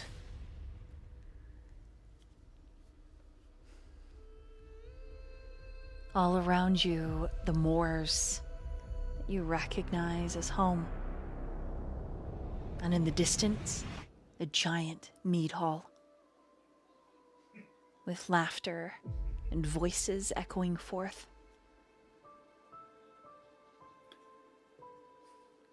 When you sit up and then ultimately stand, a raven alights on a boulder in front of you.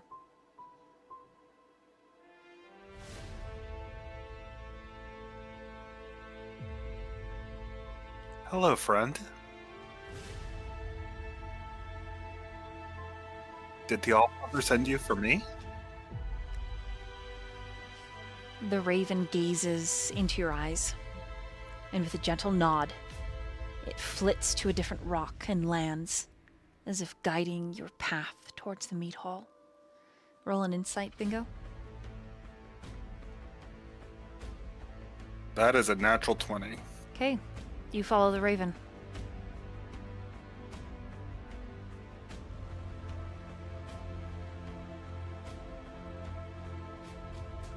I will follow the raven. Okay, you keep going closer to the meat hall, but behind you, you hear Jormunger.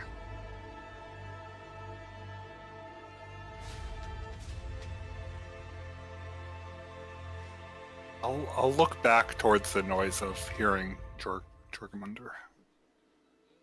He is not in the same plane as you, that much is clear. And he is fighting with everything that he has. I'll silently pray to myself that I hope he wins this fight. As you're watching, you see the vision shift to the rest of your party. Hippolyta, Vakeem, Durch, Myyrion, Diego. There's rapid movement around your body. And you recognize what has happened. A stiff glance down to your kobold hands, and then back over your shoulder towards that meat hall. I'll kind of like have a sigh of relief. That like he's been tired for a long time, and just now he's getting a moment to actually take a breath, you know?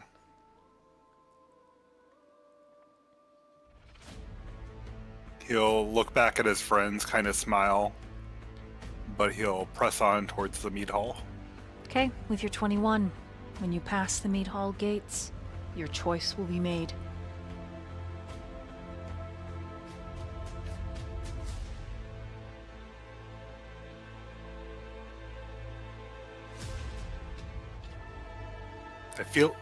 Do I feel like I'm being welcomed? Like this is...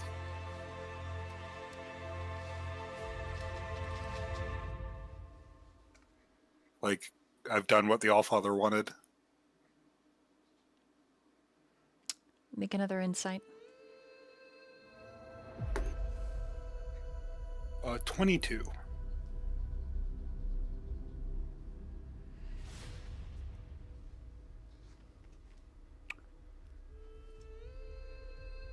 You have done enough. You have done enough to earn Valhalla. But you also know that you leave behind a tapestry yet to be spun, a destiny unfinished. Ultimately, the choice is yours. You will be welcome. You will. Bingo wants to go to Valhalla. With your roll.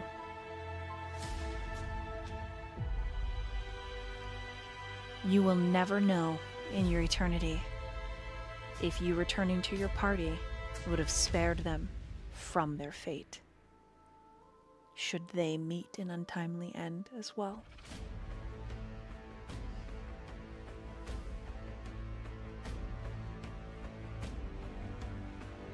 Your eyes flicker back to the visions. Jormonger panting, one of his eyes missing. The Nyxborn staggering to its feet.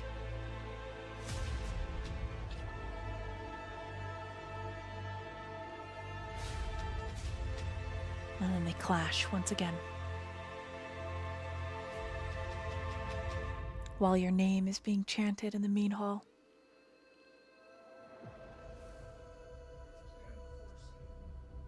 What do you do?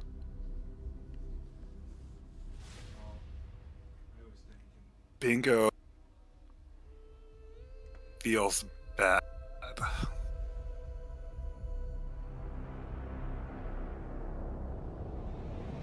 He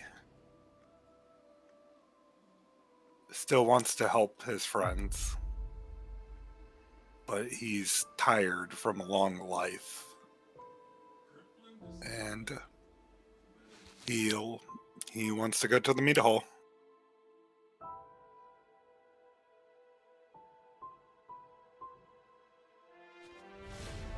Okay. Your presence is met with acceptance.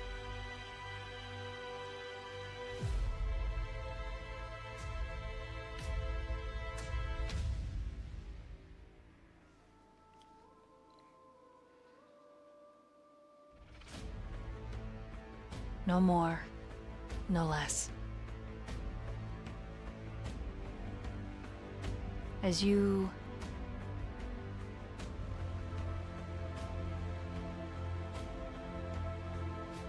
have peace, but also a doubt. As you take your seat in the All-Father's mead hall with the warriors of old.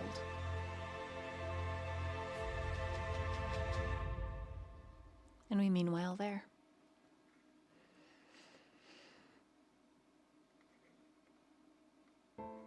Diego.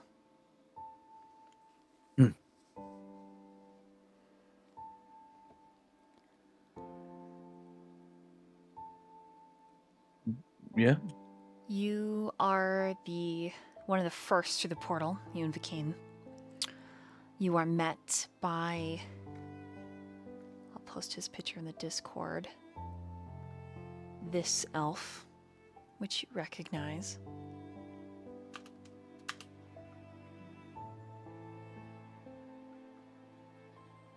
Círdan.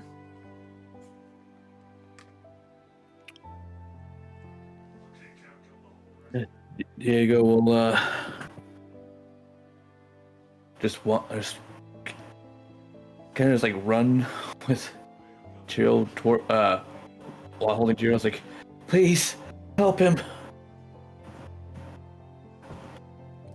Okay. We have some more. We have some more dead, if that's also possible. But yeah.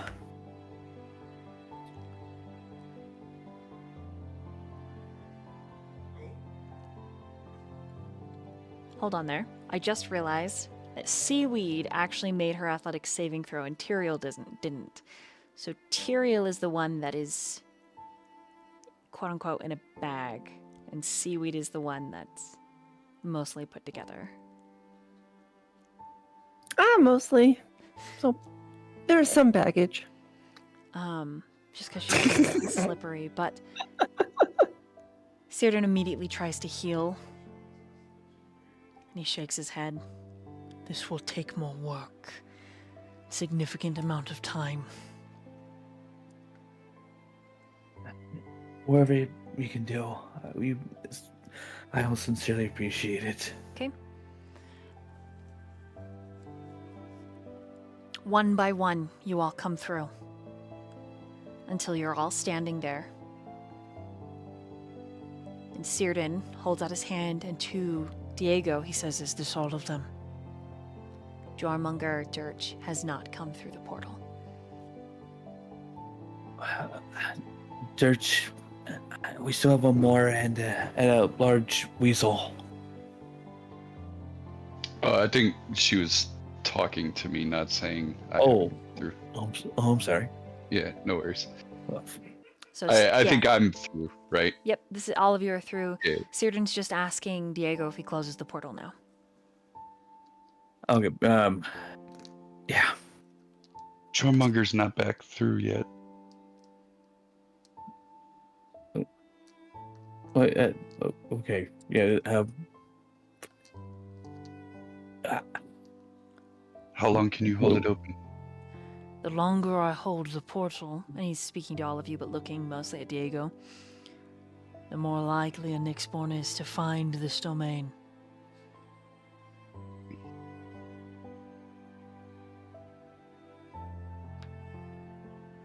How far is Jormungandr from the portal, Durch? He's not far. Or he wasn't the last time I saw.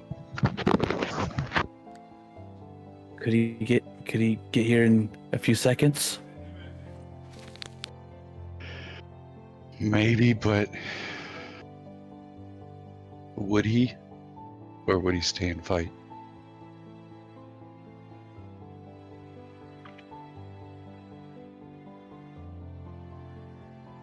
I would know. If he's like his companion, he will fight, yes?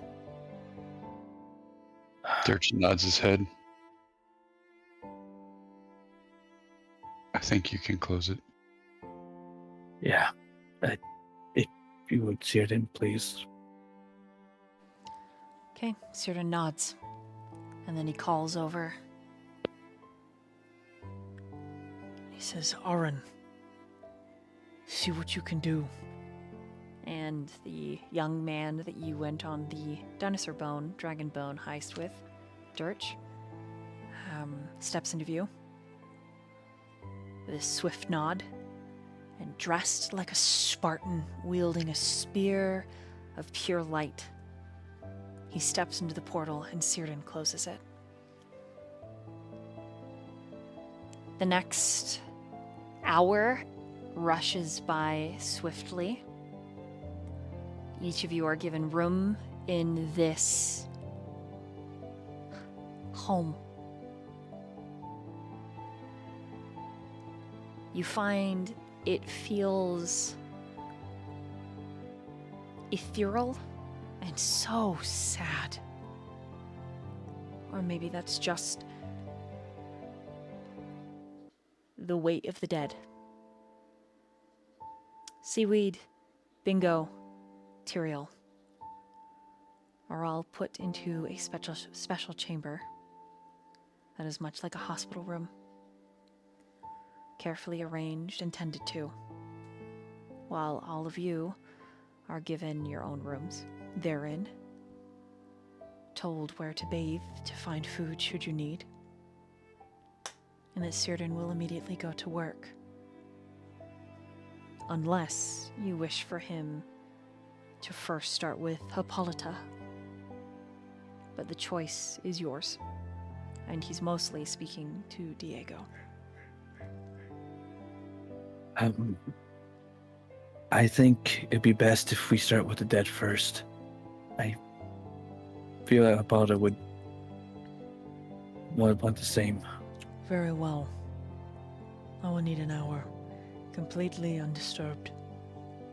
Okay. Is there anything I could do to help? I feel completely useless right now. If there's something I could do. See that your friends are fed and taken care of. It is no Okay. easy burden they bear. He puts a hand on your shoulder and pat.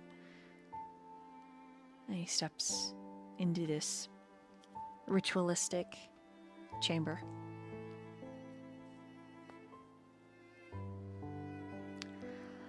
Quick meanwhile, before I round robin, Seaweed, you and the merwoman are denied access to Bingo. The Valkyrie at the gate tells you he has made his choice. So, wait. Being a friend is not to see Seaweed? The Valkyrie says, correct. And as you are not a hero, you cannot walk on our plains. And the merwoman says, please. The kobold is her friend. And the Valkyrie will hear naught of it. I'm sorry, Seaweed. We could try to sneak in.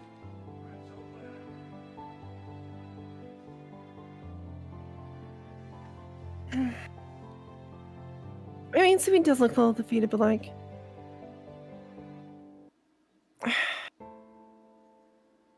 I think Seaweed's just a little heartbroken, because like...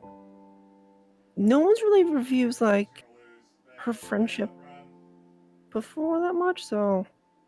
I think Seaweed's just kind of taken aback.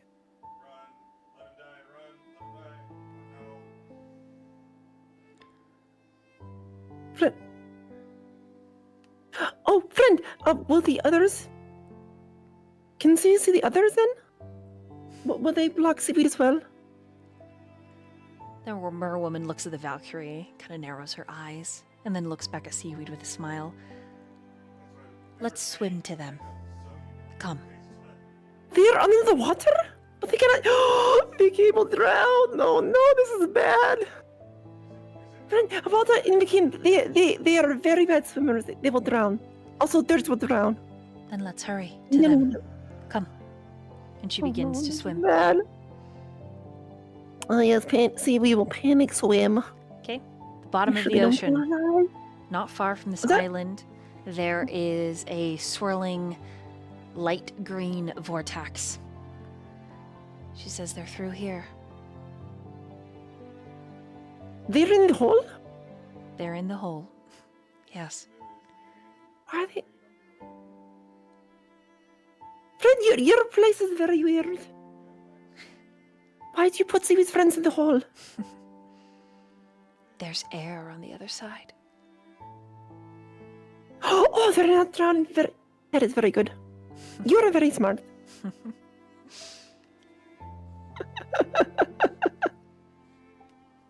Oh, friend, Seaweed. Oh, Seaweed's very, very rude.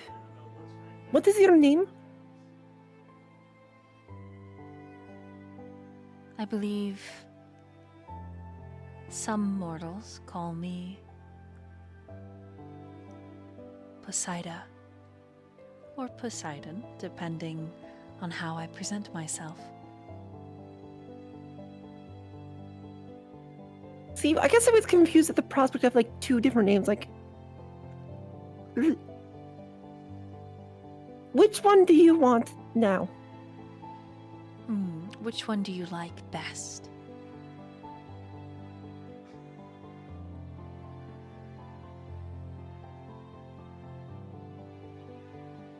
Well, you said Poseidon first, so that is better. Oh, Seaweed shrugs. She nods. She says, very well. Then Poseida it is. So, friends are in the hall. Seaweed shall go to the hall. Poseidon, friend. Seaweed loves you very much. And then Seaweed gets in that hole. Seaweed gets in that hole.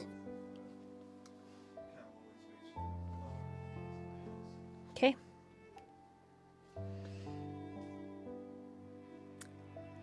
Bingo. A messenger comes to the mead hall. It tells you that your friend Seaweed wanted to say goodbye.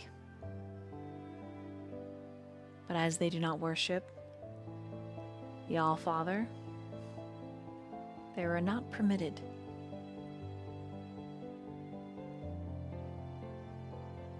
But you are given a token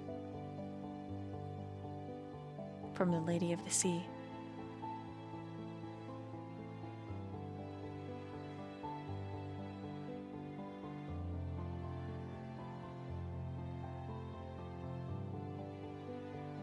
Will it allow me to say goodbye?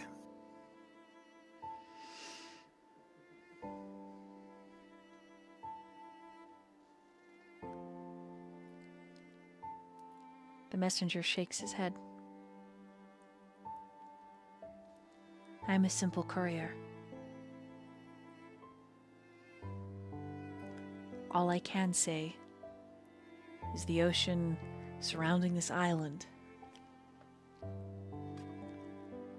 is a magical place.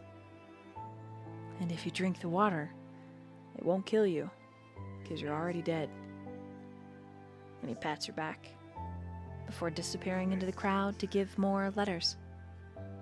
Letters that you find, Bingo, are prayers or conversation with the living to the dead.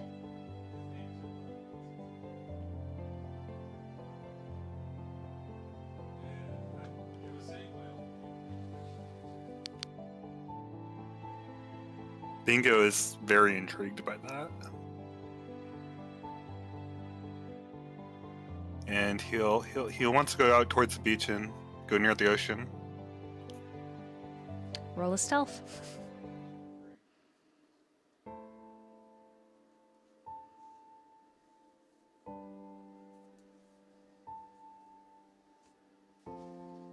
Roll 7. All right, you are caught. The Valkyrie ask why you are trying to leave, what your business is on the beach, because that's where they patrol. Am I not allowed to be here? They reiterate their question. The forwardmost among them, why are you on the beach? I heard a friend wanted to say goodbye to me, and I wanted to think of them, and the sea reminded me of them. Where did you hear this from? I'm still quite new here. I don't remember everybody's name. One of the other Valkyries says, the courier? And she describes Bingo. what the young man looked like. Bingo will just kind of shrug. Not trying to get the courier in trouble. You must be mistaken, the lead Valkyrie says. Only the dead are in the sea. And if it wasn't the courier, then perhaps you should see the All-Father to mend what ails you, because only the living can say prayers to the dead. And that's when you realize, Bingo, that Seaweed is going back to the party. Bingo kind of smiles at that. I see. I see. So I can meet the Allfather? His eyes kind of lighting up at that prospect. The chief Valkyrie nods. I would love to see him. And you must go to the Healing Mountain and face the trials. And your shoulders kind of fall, thinking it would be done. It would be over and it would be easy.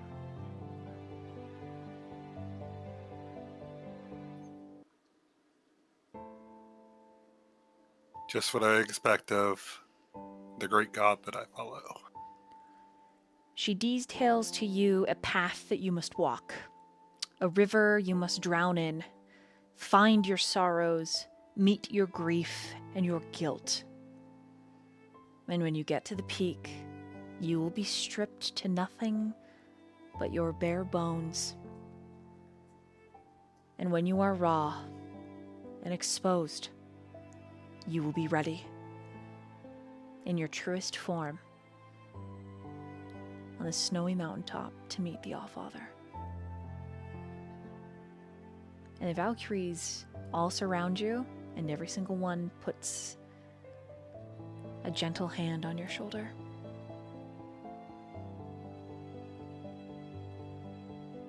And they tell you it's no rush to go to the Healing Mountain.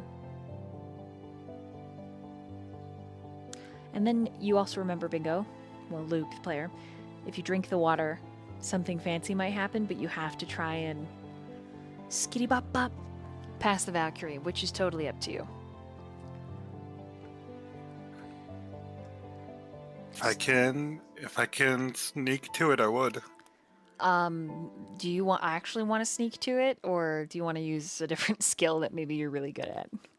Yeah, let's use a different skill that I might be good at. Cool. As your final act of Bingo, roll an athletics to wrestle your way out of the Valkyrie's hands and go drink the water.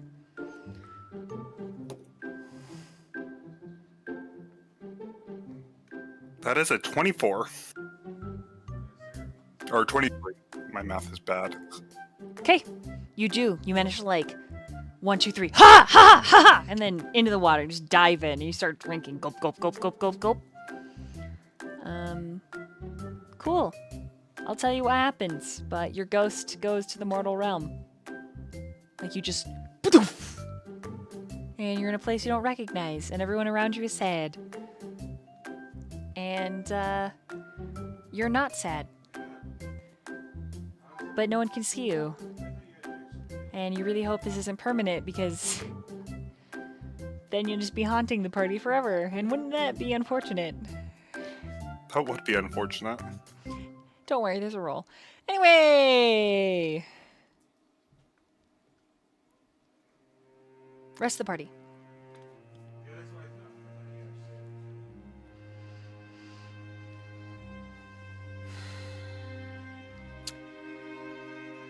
An hour later, Círdan is going to call for you.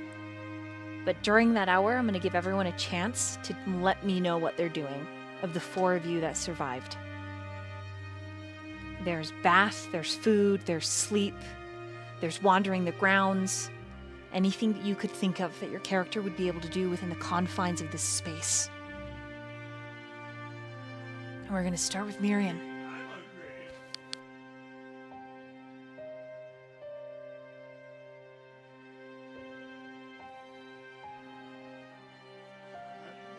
What have you been doing for the past hour?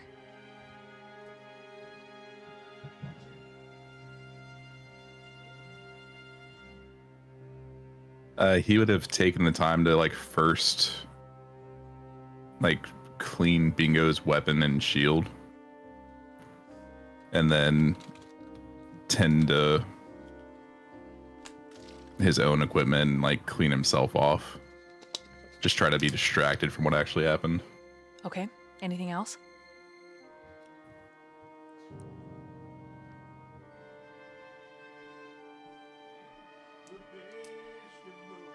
He would probably try to see if like he recognizes anything around this place Roll to an try and. insight. Actually, intelligence saving throw. Oh no.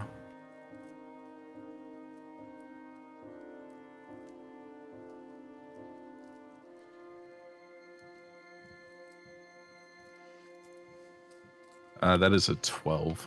No. So far, you don't recognize anything.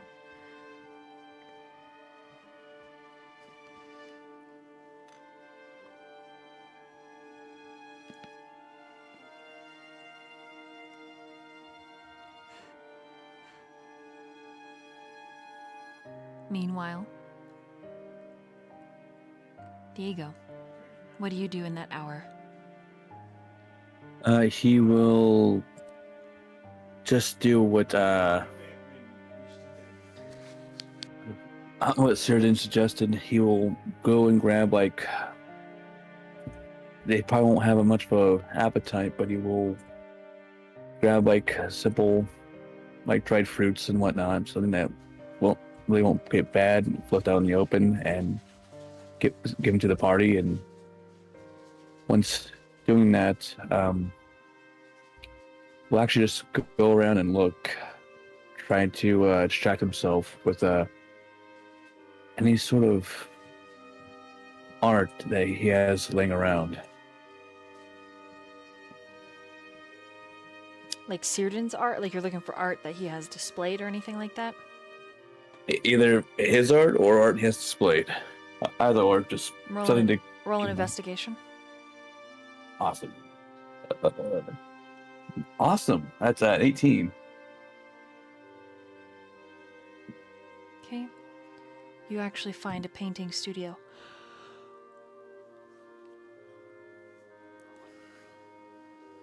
And there is this beautiful mural that's midway. The only way to describe it is the Pantheon of Heaven.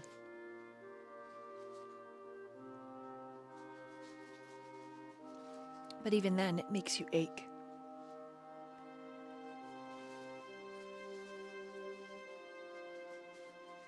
Grief is a very difficult thing to try to distract yourself from.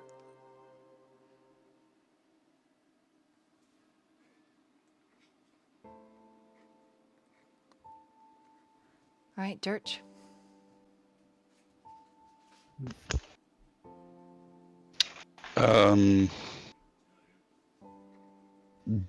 Durch is just going to be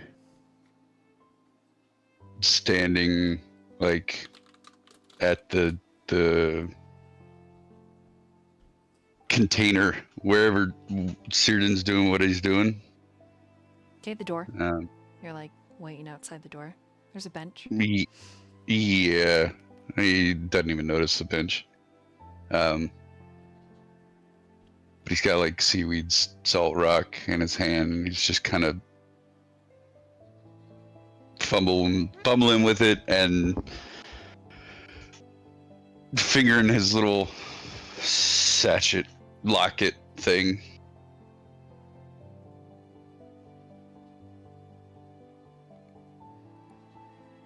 Make a Constitution saving throw.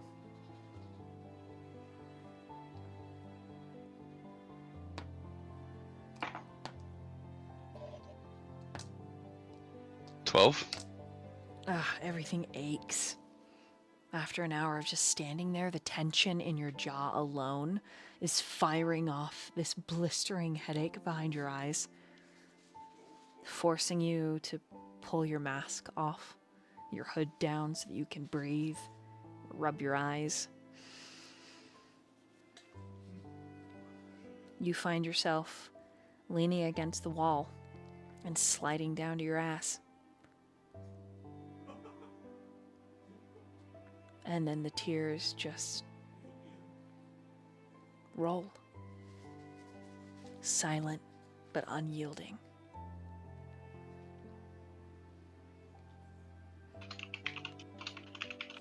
Yeah, that's about right. You want to be angry, Durch. And man, you want to open that up and you just want to rage. Because raging is so much better. So much better than this seaweed and bingo-sized hole in your chest. And Hippolyta.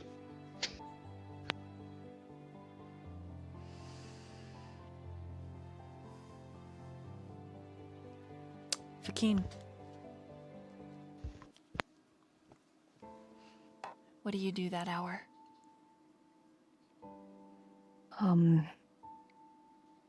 He would have found a bed for Hippolyta. Probably would have cleaned her up as best as he could, as far as any bandaging that might be done. And then he would pull up a chair next to the bed. He rests his elbows on the bed and puts his head in his hands. And he just cries and sits in his grief, knowing that decisions he made today took people's lives that he cared about.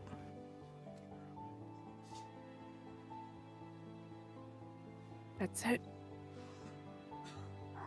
Okay. It is forever long, this hour. Flashes of memory from Dionysus's garden, the Nyxborn attacking, the explosions, the scents, the sounds.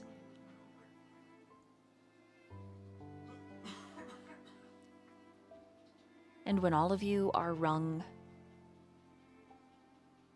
and it feels like there's no more grief that's ready to pour from you, a globe of light appears near you, each of you in your subsequent areas, and Círdan's voice. I need you all to come to the ritual room. There is someone who is waiting for you.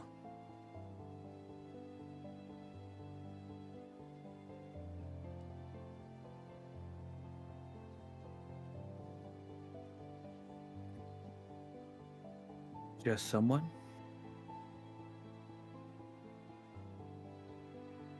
He says no more, no less. Okay, we'll go down there. Yep.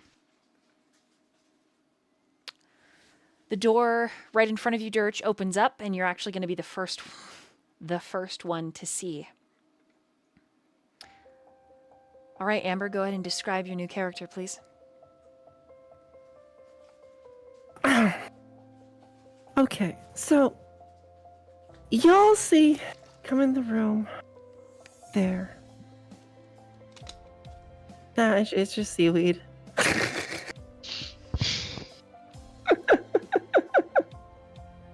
Let me get rid of this. Ugh. Where did I put it? Okay. Actually, Dolly, I had a question for you. Yeah. After this past trauma to Seaweed's body and stuff like that, is there any new weird scars? 100%. Anything? Go ahead and describe the new scars. Oh, I get to. Mm-hmm. I get to. Oh. Oh, I didn't realize this was gonna happen. Oh. All right, so I think I'm just throwing out some ideas. So Seaweed was not completely mutilated, but obviously some major damage happened. So I think in terms of, I think one of our arms was completely just like turned to hamburger, and so one of our arms like regroup as that white cancerous skin, and so it's just this. I don't know. I guess her. Dolly, pick an arm, left or right. Left. Her left arm is now this weird. Cancer. It's not. You don't know if it's like it's either regrew as that or like it's like scar tissue. Then that became like weird and gelatinous. But that is her new arm. And then I think the scar, I guess there's probably some damage to her torso and head, and so like the big scar on the back is like basically spreading, basically growing as like you see tendrils starting to like creep across her, kind of like a moss from ivy, like surrounds stone. You see this wherever there were scars on her torso, the white flesh grew in, and this weird bulbousy textured skin is now there. So yeah, you just see a more moist Seaweed. You don't know how Seaweed got more moist, but Seaweed got more moist.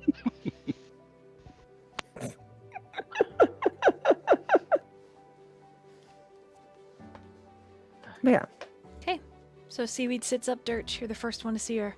And then shortly thereafter, Myyrion, Diego, and Vikeen. Mm-hmm. And you would think with restoration spells usually returns the person to their normal form, but like once again, Seaweed's got all weird flesh now. Thanks to y'all. Finger guns. Love that. Okay. So Durch is gonna walk over to Seaweed before like inspecting anything and just hand her rock and her bracelet. Say you drop this. You're so kind. And as soon as you see Seaweed grab the bracelet, like her hand eats it. And just into the flesh. That is new. Can I have a hug, Seaweed? Dearest friend, he would be very happy for a hug. Because Seaweed went into a hole for you, and you're here in the hole. Yes. Seaweed gives Dirk a hug. You feel one arm and another jelly-like consistency arm wrap around you. You are now moist. Right, Diego. I'll give each of you a turn. Diego. Diego just like, came back, Seaweed. A little banged up, but you're all the way back, right? Diego, friend. Seaweed. I shall tendril you and pull you into the hug. Diego accepted, moisture and all. You get a big slappy wet mucus tendril slapped on you, and you get swooped. You're now moist. No, as long as one of our party members comes back, that's all right. Friend, you're also in beside its hole. That is very good. Yeah, yeah. Is there? Is Tyriel here? Is Bingo here? When you glance around, No. they are not. Friend, Seaweed has bad news. Seaweed killed Tyriel, and now Tyriel is in Hades.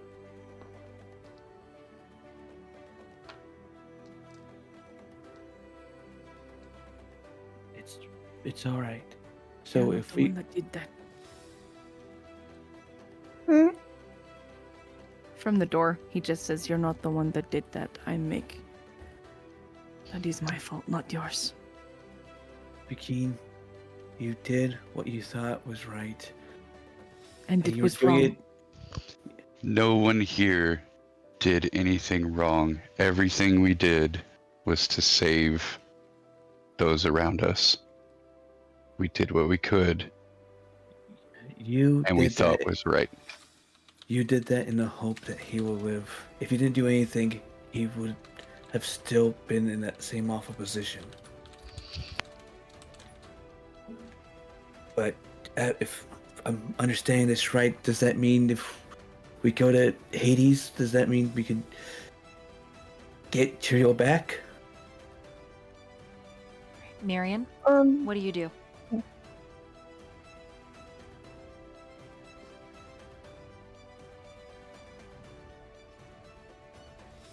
He'd kind of enter the room, look around for the other two that are missing, but I guess not seeing them would just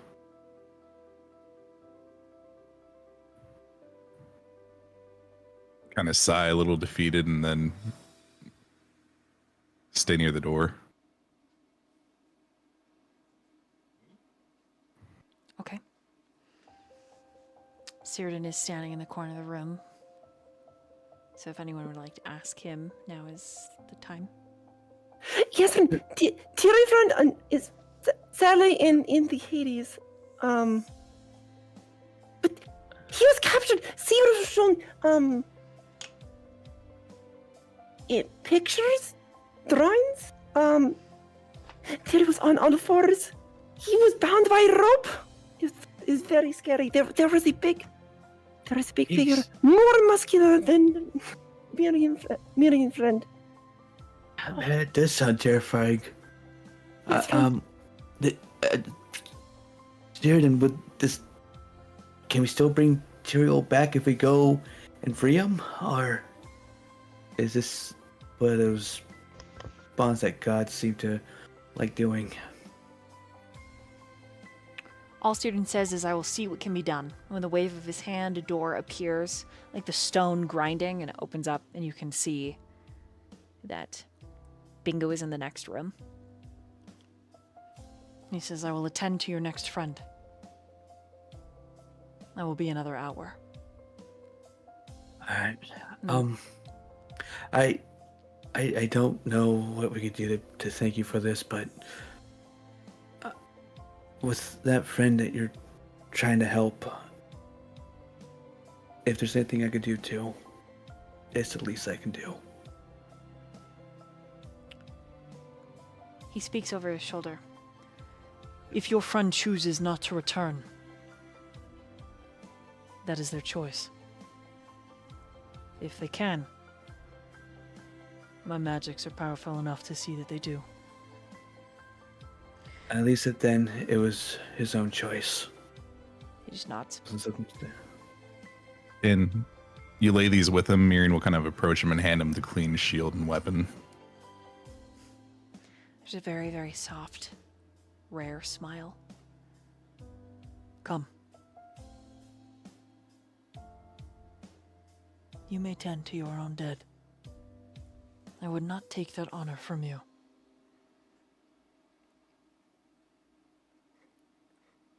He'll go with him. Yeah, it's just the room over. He's all cleaned up and laid out on what looks to be like a hospital, bed, infirmary bed. Very, very similar to the room that Seaweed's in. Clearly magical. The paintings themselves are alive and dancing. Like the wall that wasn't there, twisted up and reformed. And then you see that there's an archway and there's Tyriel beyond.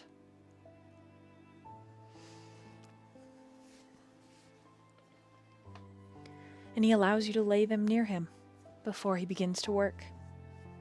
He says, "I must be undisturbed, but I will make the home so that you can visit your last fallen friend and Seaweed, of course."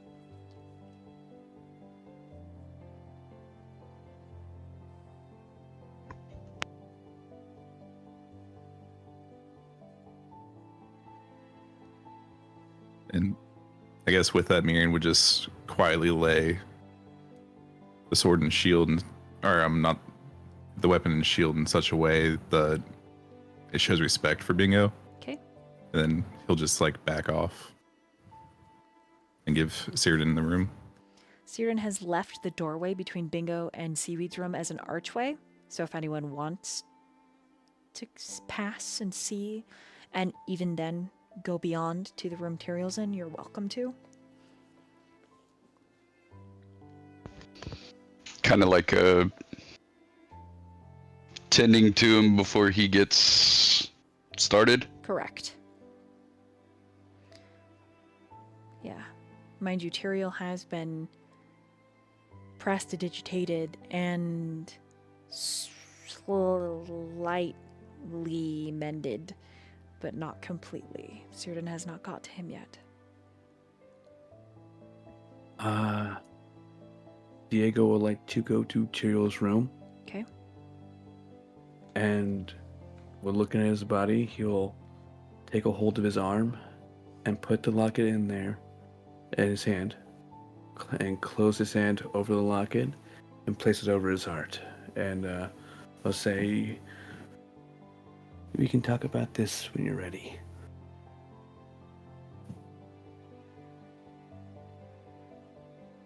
And we'll stay there for a while. Just to observe. Okay. Does anyone else go see Bingo? Yeah. Durch is gonna go. Does he know of any like Scandi traditions to, I guess, for dead? They burn them. Mm-hmm. Okay.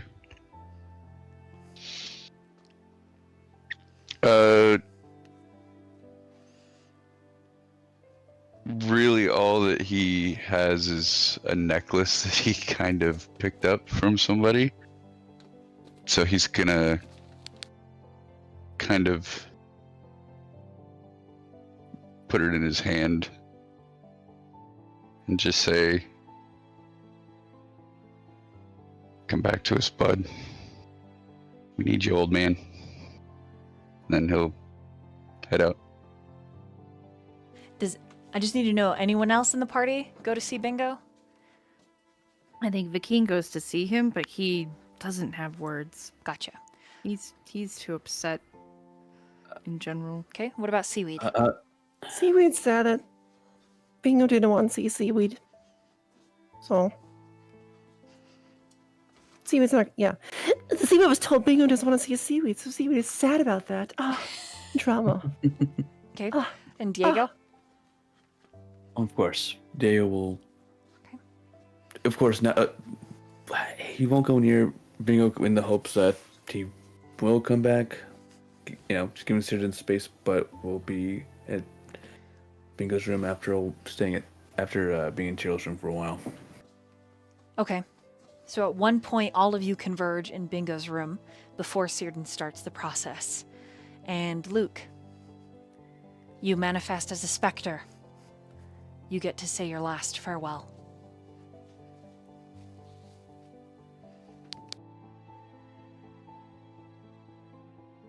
Bingo kind of takes a moment, just stares at everyone.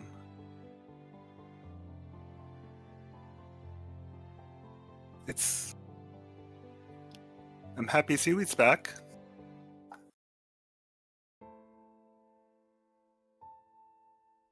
Thank you for adventuring with me. I'm glad I found you all.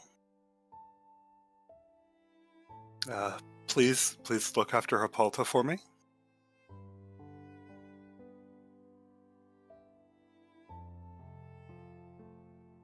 I made it to Valhalla.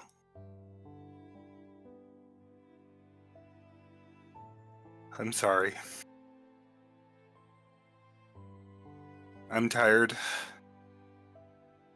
And I don't think I can continue.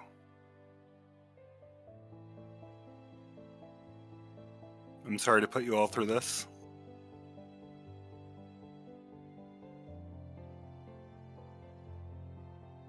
It's a bit selfish.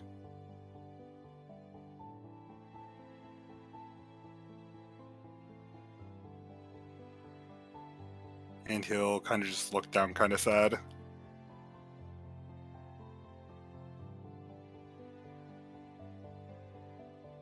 If this is what you really want, you should be free to choose this. Thank you, Diego. Yeah, don't go to an afterlife still chained up by all this.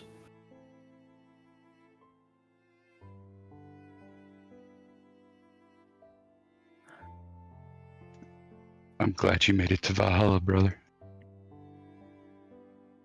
Thank you. And I will look after her. Hey, Durch. Yeah.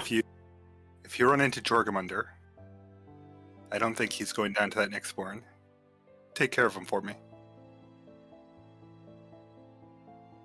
You bet your ass I will.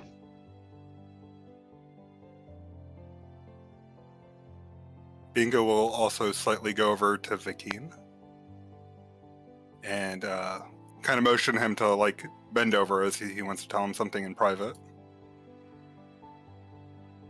And he'll crouch down. whisper. He'll whisper in your ear where the kobold home close to Hades is,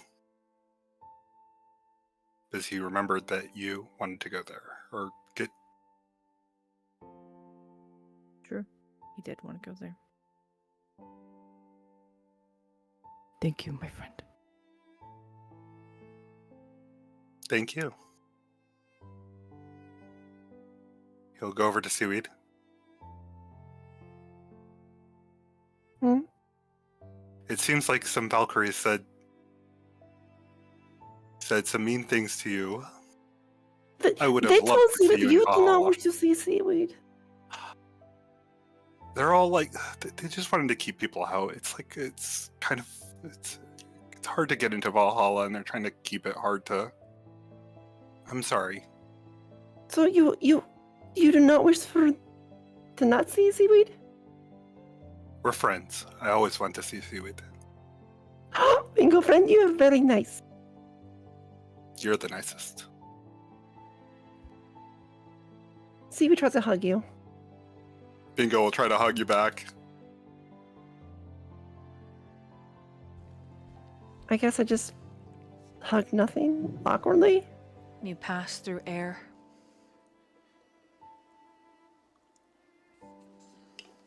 Bingo friend, Seaweed is broken. You're young. You'll manage to go on without me. And when you finish all your great tasks, I'll make sure to find you in the afterlife. I'll find all of you. Thank you, Bingo friend.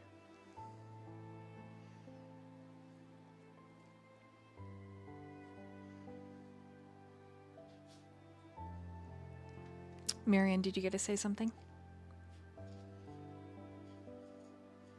We haven't yet. Mm-hmm. Bingo will approach Myyrion. Myyrion will just kind of look down and rest well, my friend. You are truly, as you said, the greatest warrior. I have high hopes for you to be a great warrior. I believe you will surpass me in no time. That's a tall order, but I believe in you. It was an honor to fight at your side. same. And you see him like kind of use the back of his hand to kind of wipe a tear.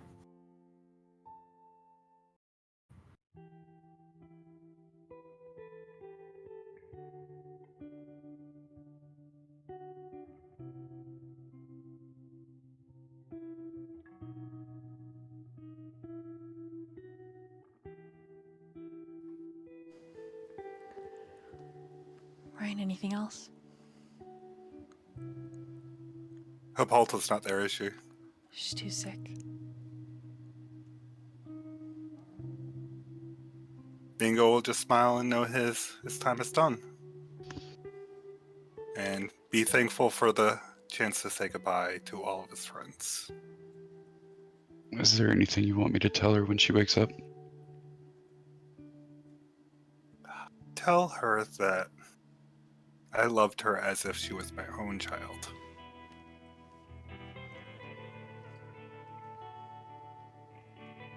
And not to blame herself.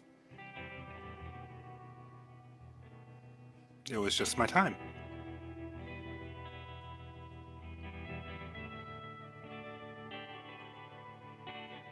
I really am lucky to have met all you.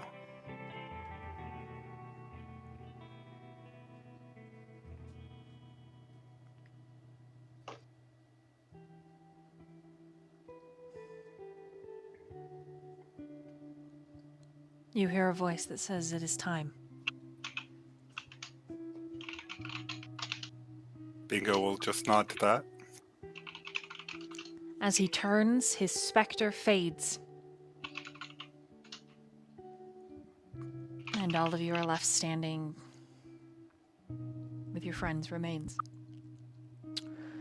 And Círdan says humbly, I will let you decide what to do with your honorable past. He's your dead. If you wish to give him a Scandi pyre, you are more than welcome to use any of the facilities. Thank you so much for what you did. It's a lot of people don't get a chance to say this step of goodbyes when someone already passed. Really appreciate it. That was not me. I'm sure that was a kobold's curious and ingenious one, too. Then I guess we have to thank Bingo for this chance then. Thanks, Bingo. as Círdan Thank you, Bingo. heads for the other room, he speaks over his shoulder, which is very common for him, so his face is in profile, and he says, In Scandi, when you speak the name of those that are past, your message is given to them via a courier, according to legend. Scribes of Valhalla. Writ scrolls. And it's only the living that can speak to the dead. I think we'll do that.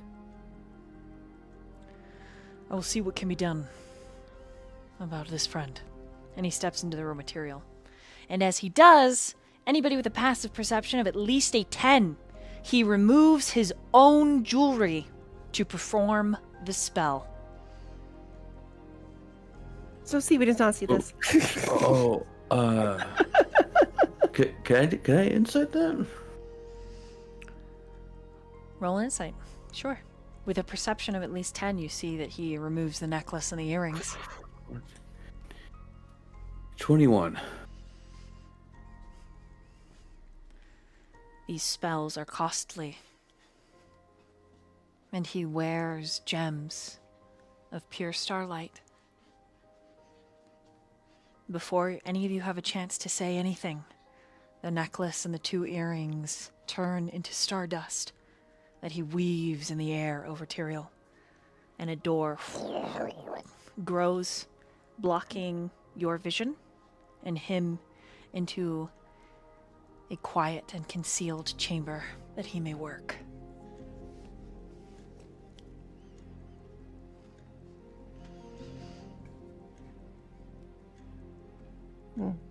I'm going to return to Hippolyta so she is no longer alone. Seaweed, I am glad you're back. I am very sorry. Durch is gonna say, can you let me know if she wakes up? Of course. Yeah. Are you hanging in there, Pekin?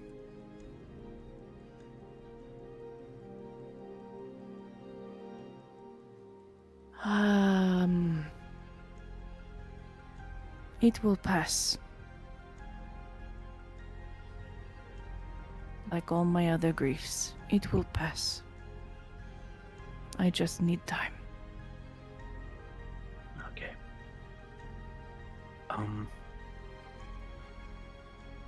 I just want to say this. When building this pyre for bingo, no magic. Only physical hard work.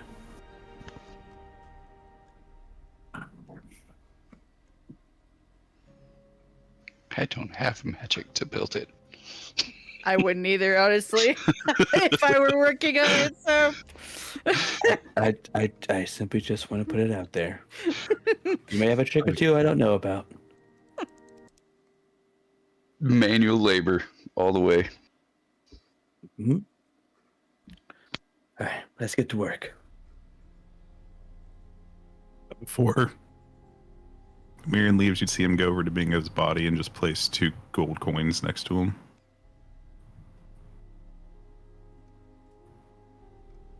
And then he'd go to help build the pyre.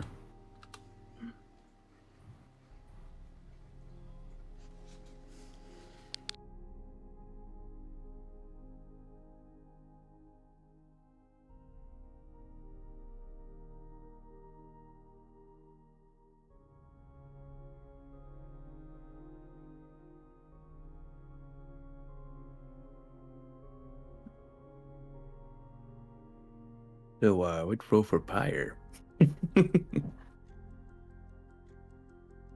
Sorry, I did not mean to be muted. Roll athletics or survival.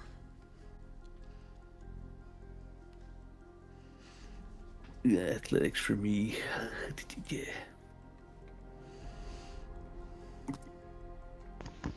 That is a natural 20 for a 25. It's 13 survival. Okay. I have an 18 for either one because they're both the same. Okay.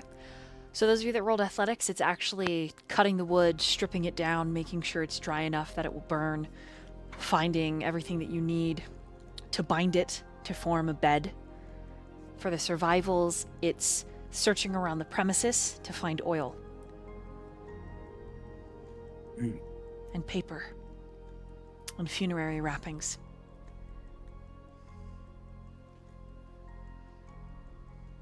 Question is, do you wait for Hippolyta after you tend to his body, his equipment, and the pyre? Well, of course. Yeah. Okay. 100%. So everything within an hour is prepped and ready.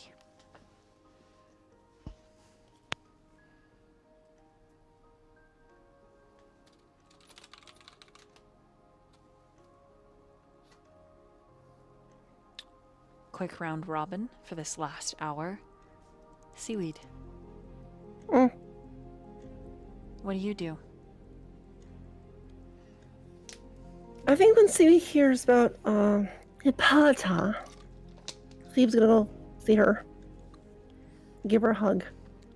She is pale and fragile, tucked up against the white comforter and pillows. And she doesn't rouse when you embrace her. And she's very, very cold, Seaweed. Is the room cold as well, or is she just cold? The room is not cold. Only Hippolyta is cold. She's just cold.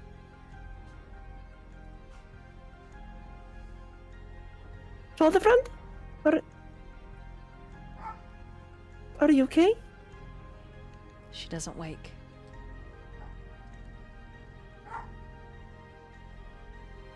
This Seaweed gentleman is attending to her next. Yes, Viking. Who is the mysterious sexy man? I don't know him personally. Diego calls him Sirden. Sirden. Yes. He said that he would attend to Hippolyta after the dead.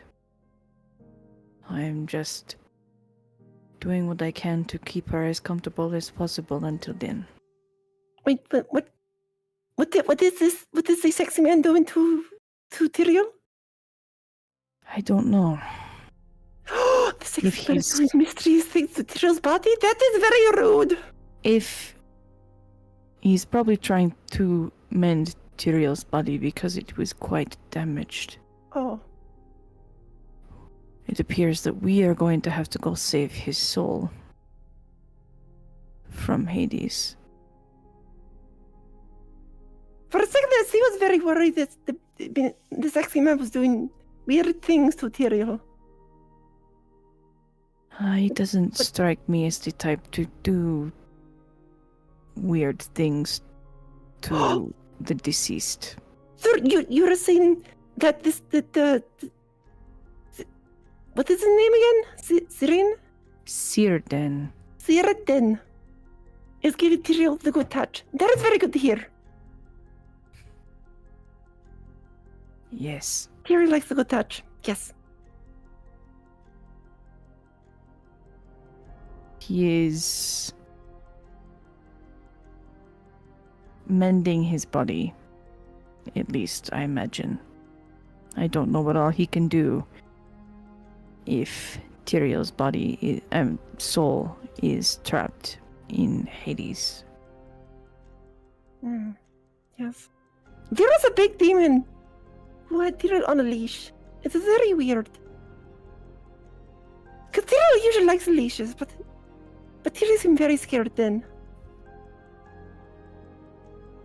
Well, it sounds to me like he did not want to be there, and so we will need to save him. You're right.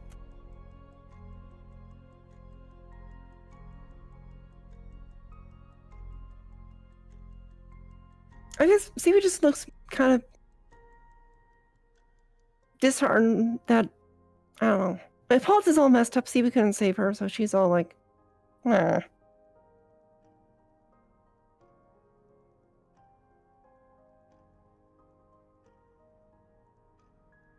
I do not yet know what is wrong with Hippolyta, but He's- part of me suspects it has to do with whatever happened at the garden. Is she in danger? I do not know. Does Hippolyta need to be protected? I mean, she's always need to be protected since we met her, so that should continue. But we are all protecting her, yes? Seaweed can Seaweed can. Oh, Vikim! Seaweed can help. Seaweed can help. Okay. Seaweed's gonna help. Watch this. Make sure not to disturb her too much. She is trying to rest. Yes, friend. No. Seaweed is very, very good at this. Alright, so you see Seaweed kind of like loosen her bandages, and you kind of see the white pulsing scar, which is kind of like spread over her body. So like it's once again kind of like, oh, what's a good way to describe, like, Seaweed is now marbled, like a marbled steak, but with a, instead of delicious fat, it's cancer-ish skin. Okay, anyway, so actually, Vikim, you would probably I didn't really mention this much because, like, I don't know, I keep freaking about it, but you were probably smart to notice this, but like between Seaweed and the previous Tritons you've seen, Seaweed is like abnormally tall and different. Yeah, Seaweed just proportionally just.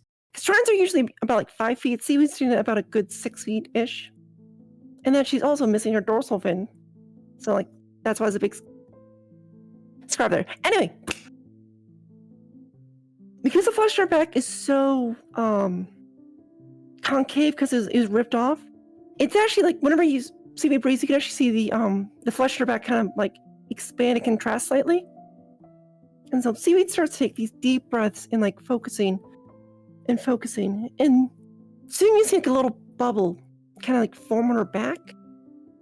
And each time Seaweed breathes, the bubble grows and grows and grows. It's almost like she's like blowing a balloon with her back. It gets bigger and bigger and bigger. And have you ever seen a soap bubble kind of like a soap bubble kind of like swoop and like kind of like flop over something? Mm-hmm. This skin balloon, the skin bubble, bloops over Seaweed, and now Seaweed's in this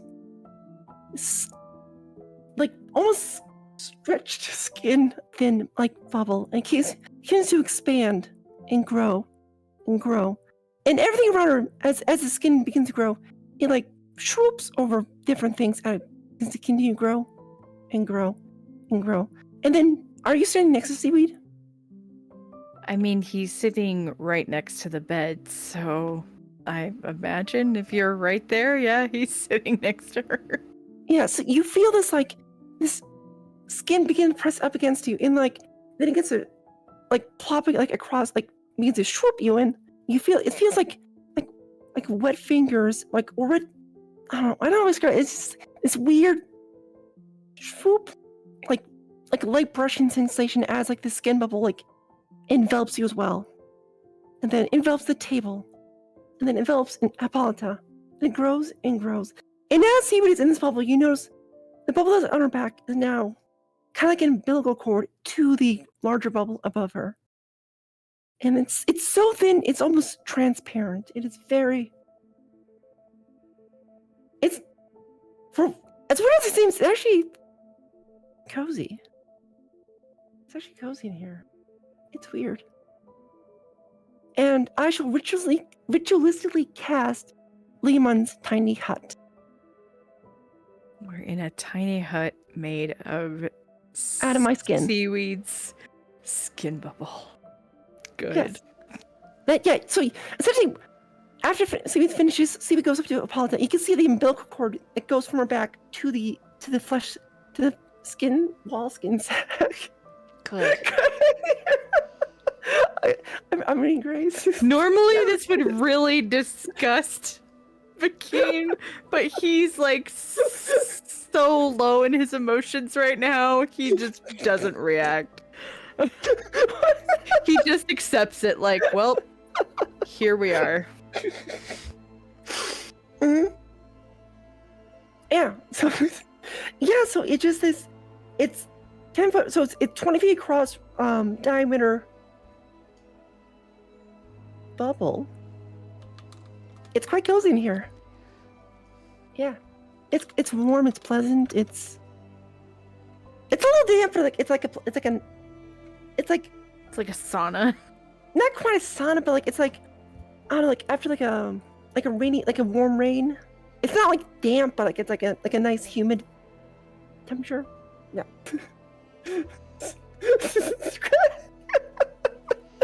God, I keep looking at your chat messages. What is wrong with you? I'm sorry. I know that this is supposed to be helpful, and I'm sure that it is. But just so you know, I think we are safe where we are. We are? Yes. We are someplace. Sirden's home appears to be someplace very magical and very secluded. Wait. We are not at Dionysus's No. garden? No. We are not. How All did that Seaweed is get here? left there. Magic. Seaweed. Magic brought us here and brought you here.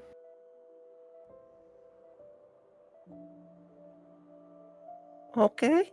Seems this Sirden fellow is a much more powerful wizard than I am. But wait. Vakeem. Seaweed did not go. Seaweed went into Poseidon's hole. That's how Seaweed got here.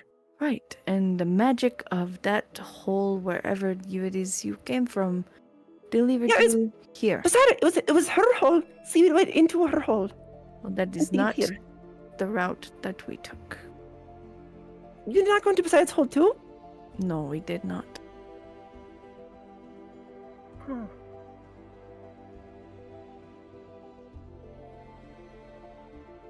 No, FatKats, I saw you take it. Don't worry, I got this. Don't worry, FatKats, I'm good at describing stuff, okay? Yeah.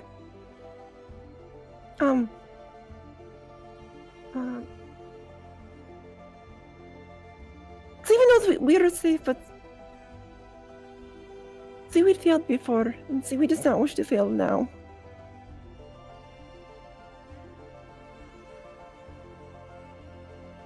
So Seaweed's just gonna hang out and sit with Hippolyta. Why do you think you failed, Seaweed? What makes you think you failed?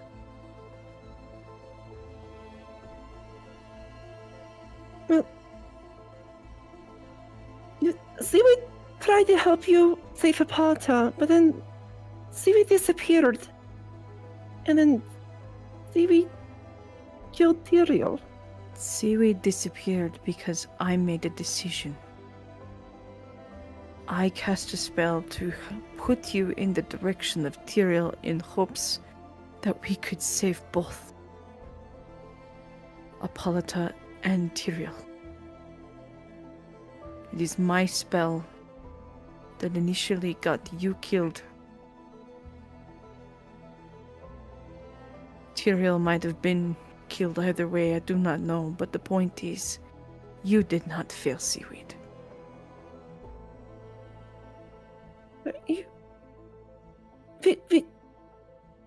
So you put Seaweed there?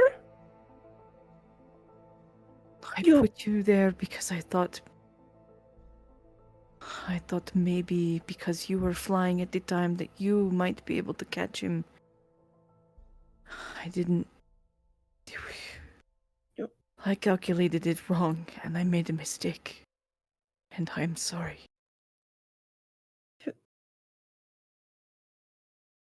So you.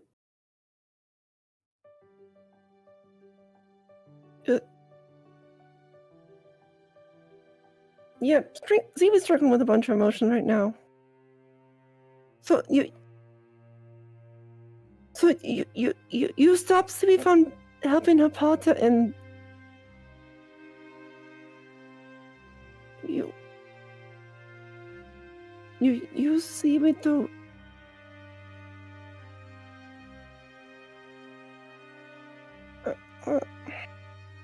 He's crying as he further speaks. He says, I had the plan to save Hippolyta, and there was a very large percent that my plan was going to work. And when I saw both of them falling, my only option was in hopes that maybe you could get to him in time. But my calculation was wrong. And in that decision, I ended both of your lives. That is my failure, not yours. But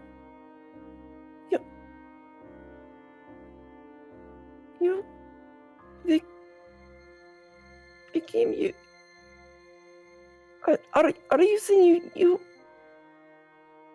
you killed Seaweed? Not on purpose, but that is what happened.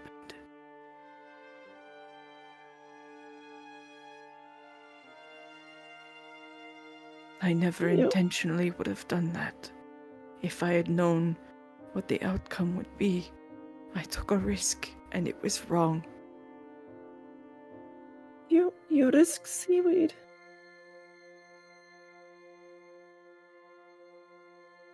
I thought that you would be able to save him where I could not. But all I did was put you both in danger. I did not have a lot of time to think, and it was wrong. And if you choose to hate me for the decision that I made, I would not fault you for that.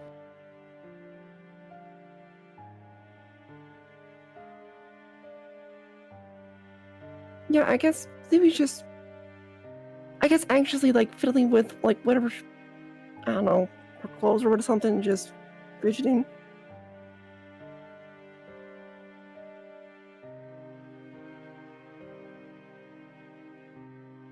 How about I leave you with Hippolyta so that you can protect her while I need... Apparently I am...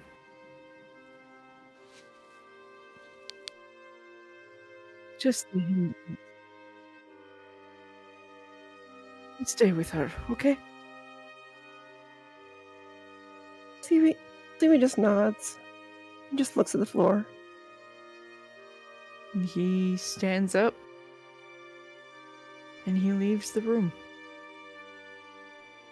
And we can get to the I can describe this now. Haha.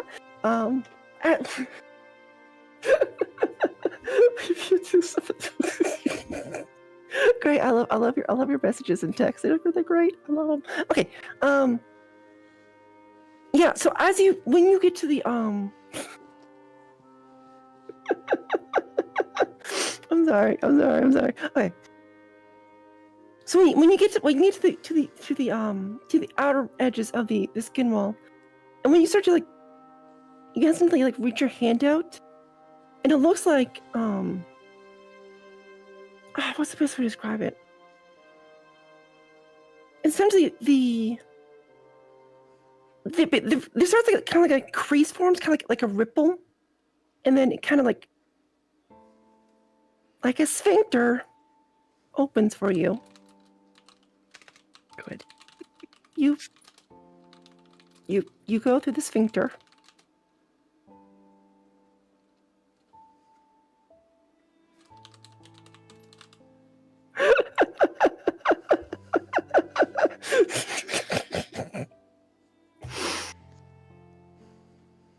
And it closes. Boop.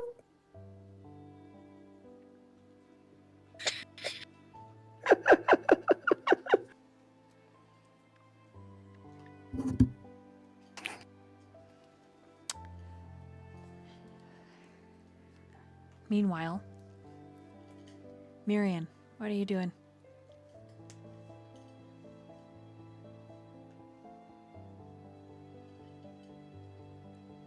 After the pyre is set and made and it's been an hour, you still haven't seen Círdan appear.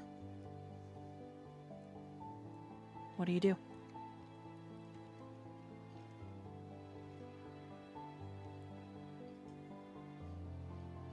I guess he turned to Durch and Diego and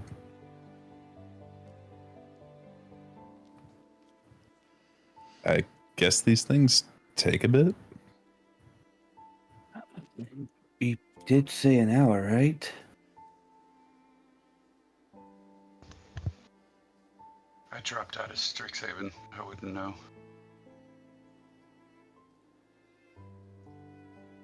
Oh, that place is. Should we check on him or just let him be and come find us whenever he's ready? Guess it wouldn't hurt to check. I think I'm gonna go make good on my promise to our dear friend and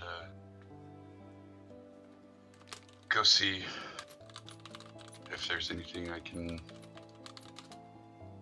do to comfort Hippolyta while she rests. Okay. Do that.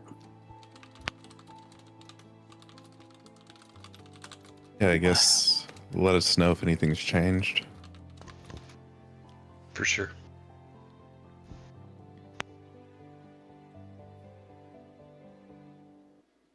Let's go, Myyrion. All right, and then Myyrion would kind of give Durch a pat on the back as he heads off with Diego.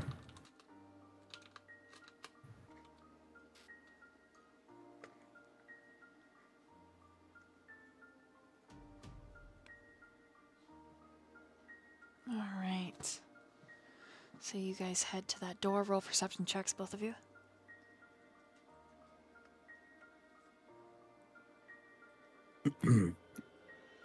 Sicklet nasty 20.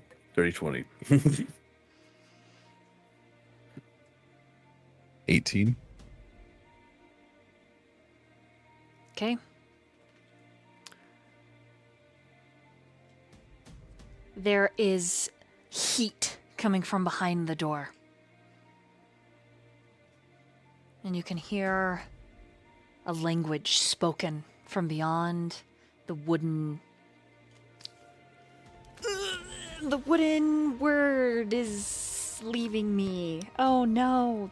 I was gonna say some fancy word that means door obstruction. The wooden fuck, there it is. Wow, that took a long time. Sorry.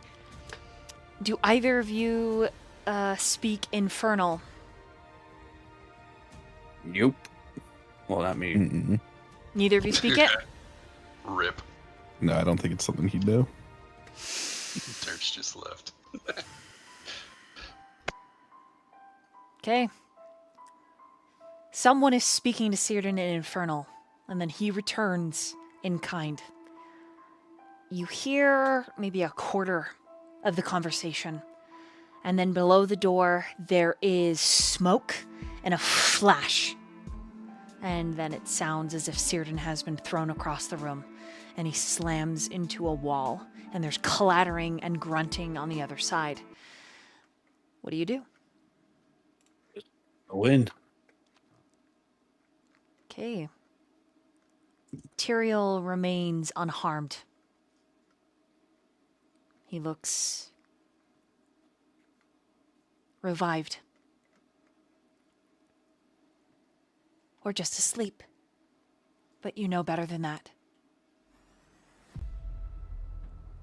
Círdan, however, is singed with an irritated scowl. Is everything okay? It seems your friend is actually not who he says he is. He's now a cartographer? Who is he then?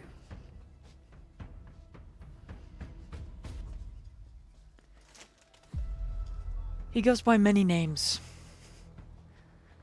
And Círdan stands, like brushing off some of this leftover cinders and stamping them out and flicking his hair behind his shoulder. The one that you may know him by is Mordenkainen.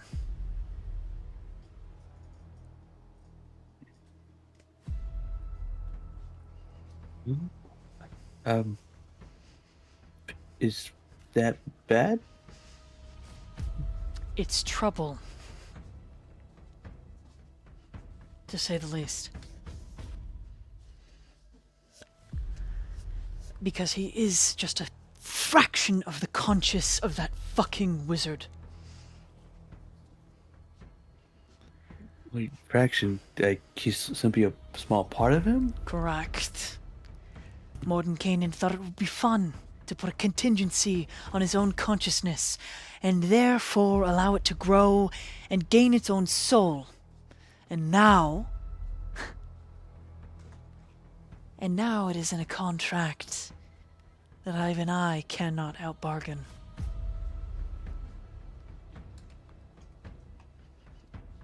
It's going to take a lot more than what I have to convince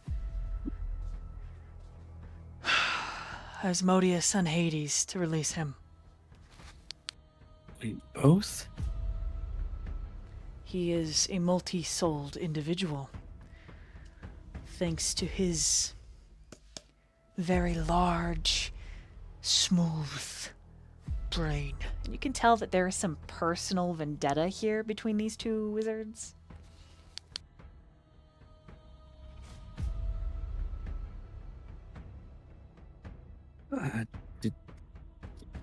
Did he do something to you? He is an irritant who put adventure in the minds of my younger siblings.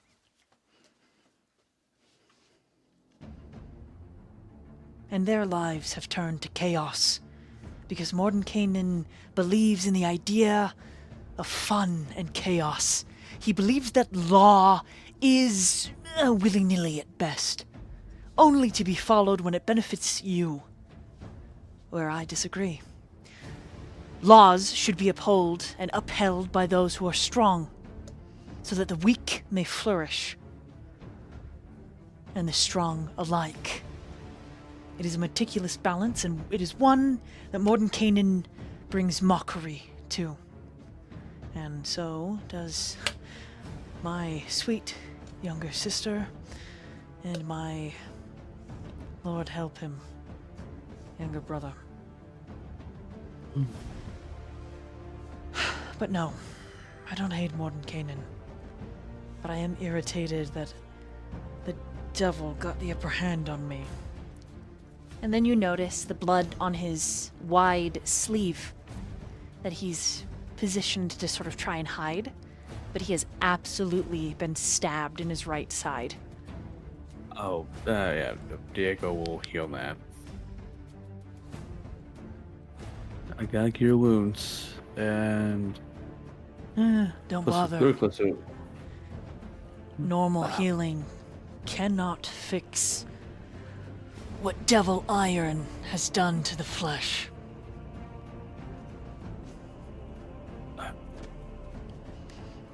It must heal naturally or not at all.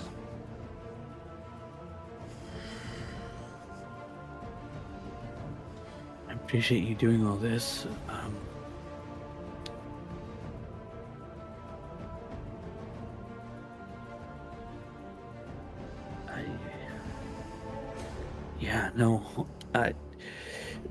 So we just have to figure out a way to out-bargain these two beings? What would they even want?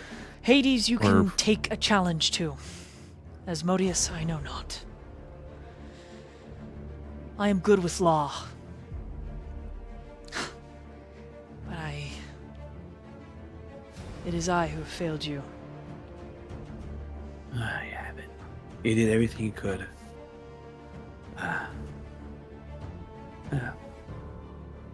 Well, I hope I get to meet your full family. I think I saw your brother earlier.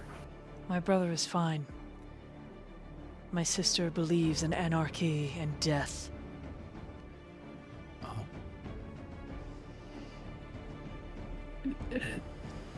Is that someone else you're trying to help bring back?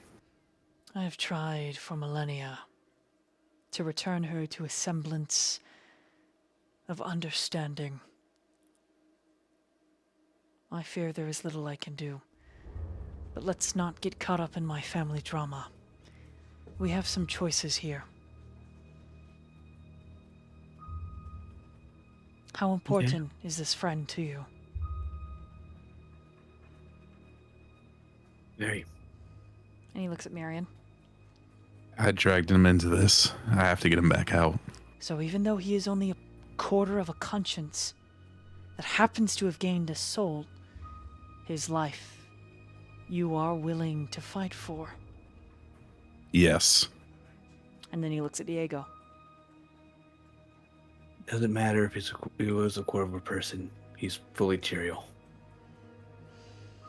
Good. Then we may have a chance. I can seek guidance with Mordenkainen. At least the one of him I can find. See if I can find any angles. But what I assume will happen is called a hero's trial. Champions of the gods of Theros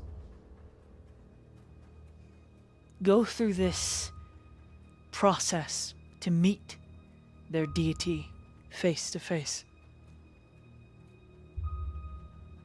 in their god's realm.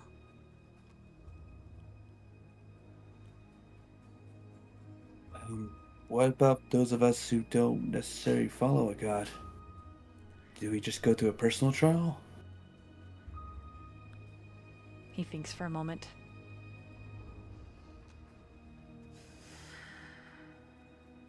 Before I answer, all of you, you speak for all of you. Every one of your party members would wish to see this Tyriel returned with the same vigor and determination as you. It'd be disappointing if they didn't. I need a definitive. Go. Get their answers and then come back to me. Alright. Is there anything you need to say, Myyrion? There's a lot of information we're going through. It sounds pretty straightforward. I mean, If we want to get him back, we're going to have to face challenges one way or the other. Whether we champion for a god or fight them. I mean, do you follow a god? He doesn't answer. He just kind of chuckles.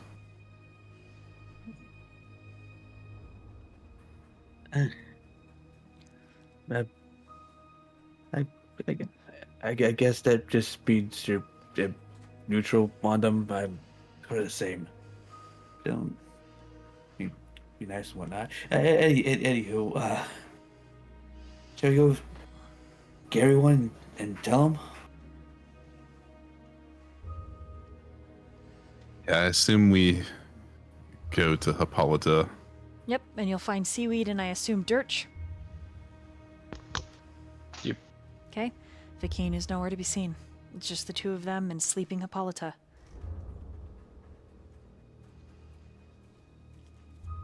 And this weird, thin, zit-like sphincter bubble. Myyrion would like stop on the outside of that, and is Durch on the outside, or is Durch inside?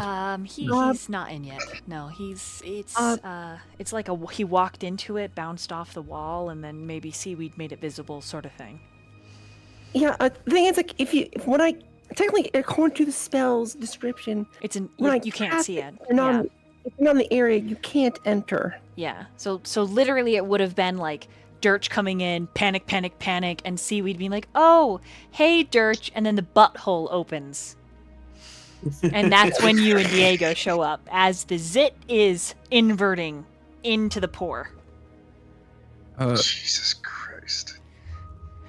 And things like, because like Any- Magic's like very like tightly, super tight skin, and there's still like thin veins running through it. Because like it is actually producing its own light. You can see through these veins, these like very thin like capillary arteries and such. It's like all the bioluminescent organs that live in Seaweed's head have somehow made their way into the dome and are producing light inside. So you can see these traveling like little like organisms, kind of like latticing Oh through God, it. it's kind of cool. Kind of. Myyrion does kind of like that, yeah, no pose upon seeing all of this, and then just loudly goes, are the two of you willing to do whatever we need to get Tyriel back? Oh, are you talking to Seaweed?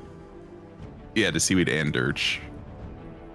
Yeah, I guess when Seaweed's it's like currently set like next to Paula. Seaweed stands up. It's an umbilical cord that goes from her upper back into the dome, and as Seaweed walks across the dome, it almost looks like the flesh is pulling the other end of the umbilical cord along with her, and it's like I don't know how to describe it. It's like almost like it's crawling itself across the top of the dome to keep in time with Seaweed.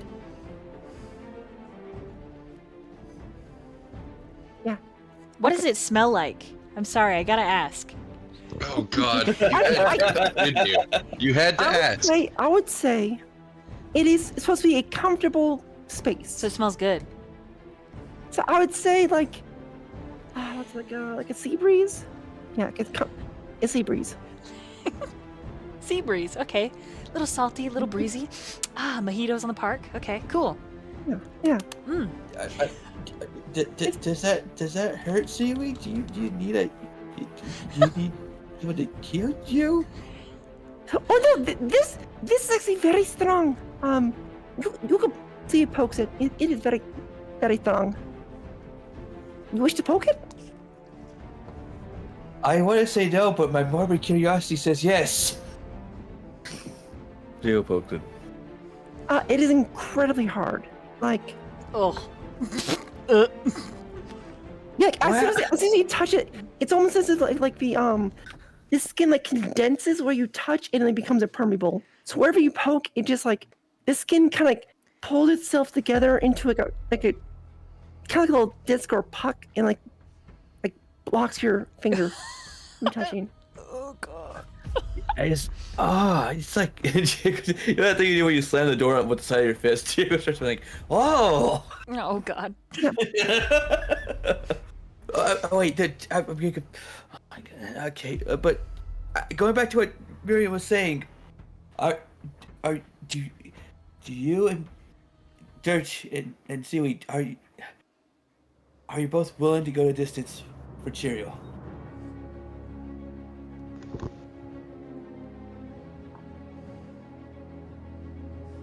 Tyriel has helped Seaweed. Seaweed wishes to help Tyriel. He did help a lot, especially with the dragon. I mean, I figured And at this point... even though Vikim said that maybe they're not killed Tyriel, Seaweed. We did. Oh. What does going the distance mean? We're going to take trials to either... apparently, you know, gods choose you, you go on a trial, and you do their trial. I don't know what it would mean for those of us who may not really have a god we follow, but if it means saving Tyriel, you know?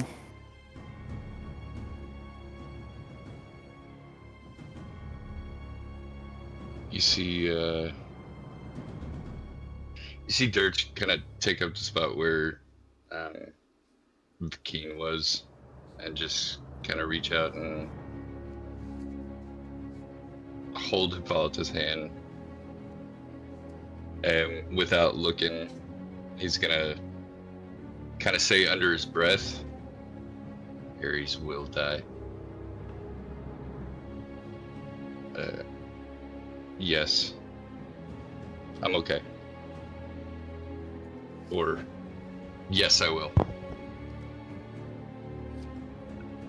Okay. All that's left is just to simply ask Vakeen, and after Hippolyta feels better, we can proceed with the burial.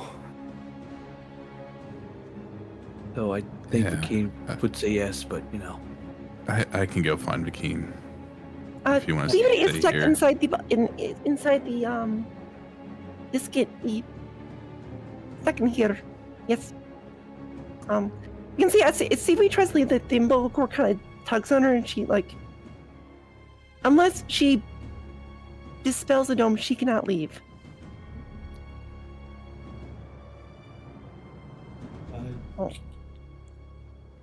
But we'll wait for Myyrion to get back with the answer from Vakeen.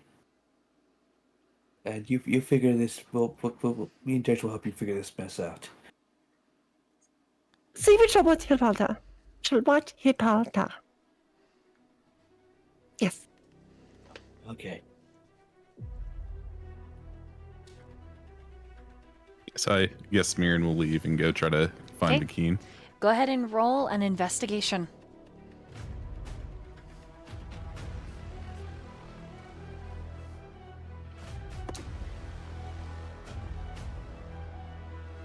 That is a 19.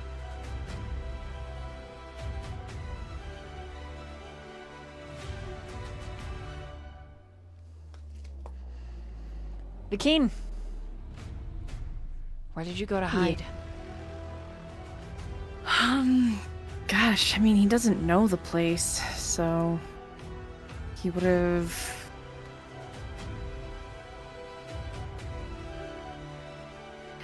If he could have made it outside to where this big tree is, Mm-hmm. I'm pinging on the map. Mm-hmm. I think he'd be sitting on the other side of the tree, like facing away from the home. Okay. Yeah. Okay. Myyrion. That's where you find him. By the line of his back. You can tell the heavy burden he has yet to put down.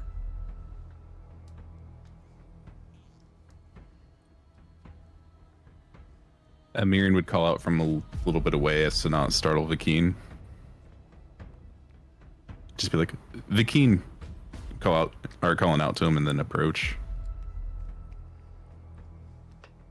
He would only turn slightly so that you'd basically be looking at him in profile. What is it? He'd come and get close and then just kneel next to you and like put his hand on your shoulder.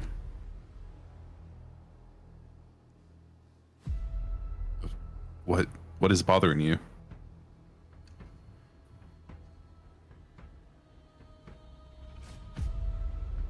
Is that what you came to find me about?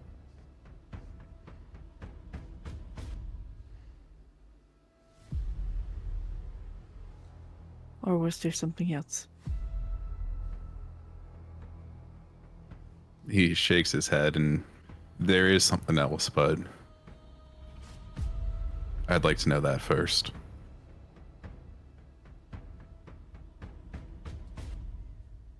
I am merely disappointed in myself and I need to...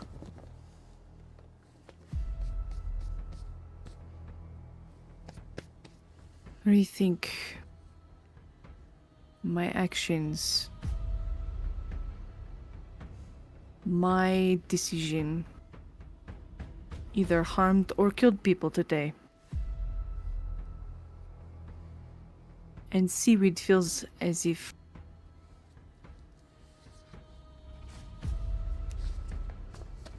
I am not her. I don't know exactly how she feels, but it was not a good experience for her, and I told her that I don't blame her if she hates me for the experience, because I did not consult her. There was not time. I figured I had things with Apollo to handle, so I tried to send her to help Tyriel. I was wrong. If you didn't try, would it have changed the outcome?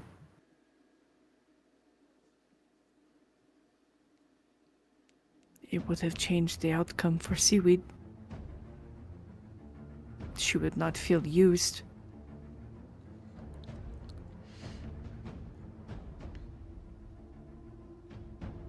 I am not saying what I did was wrong and that I would not do it again, put in the same situation. But it does not necessarily mean that I feel good about it.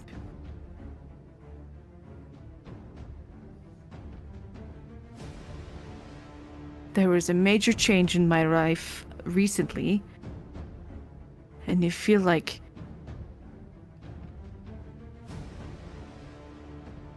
I just feel like I haven't been able to save anyone. When it matters. Since that change, it's just a rough day. I will be fine. I just needed some time.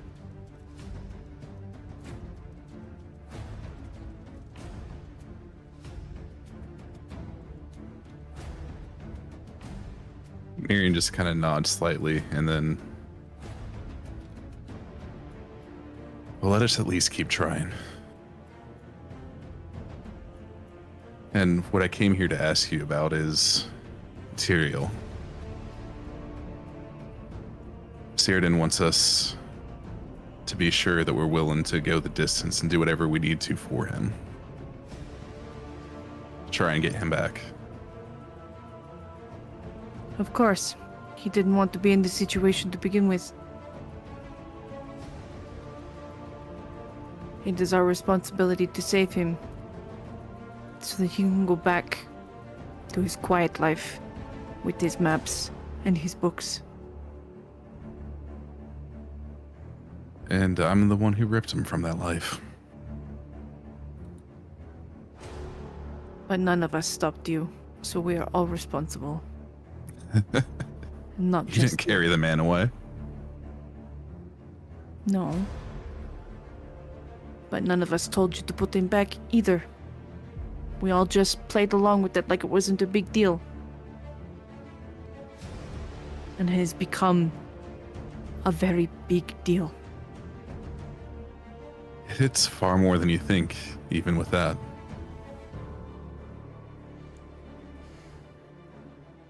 Apparently he's split between Asmodeus and Hades.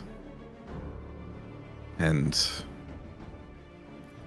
Myyrion goes on to explain what Círdan had said about Mordenkainen and the multiple souls.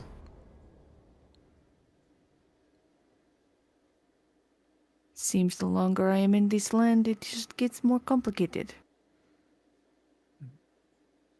Okay. Good, we needed to talk. I needed to talk to Hades anyway. So it works out.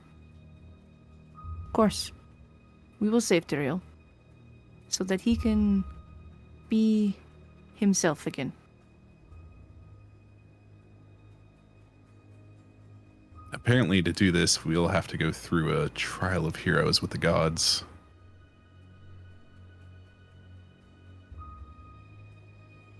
I do not know what that means, but I'm, of course, willing to do it.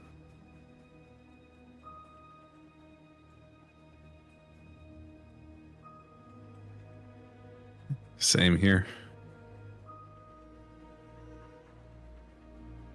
Do you mind if I just sit with you for a minute before we go back?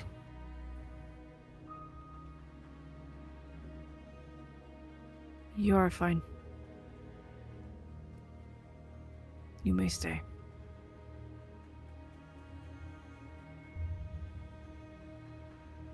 And Myyrion will kind of shuffle so he's actually sitting instead of like on a knee next to Vakeen.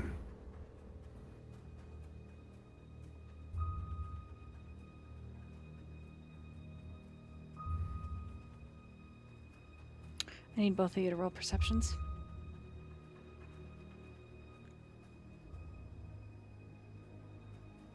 17. 25.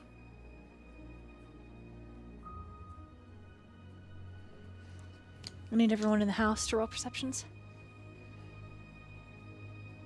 Uh-oh. 14 perception. 10.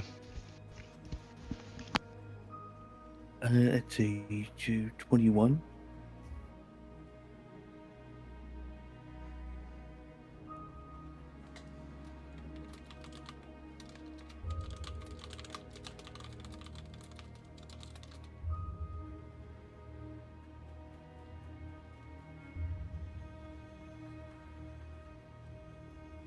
All right.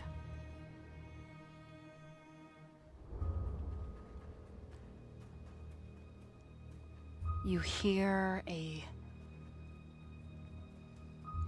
clap of thunder from within the house. Those of you not in the house, you see a strike of curling blue lightning, followed by the rumbling, deep-throated thunder as magic rips through the air in front of you, Vakeen and Myyrion. A mere 20 feet. For everyone in the house, the walls and ceiling begin to shake.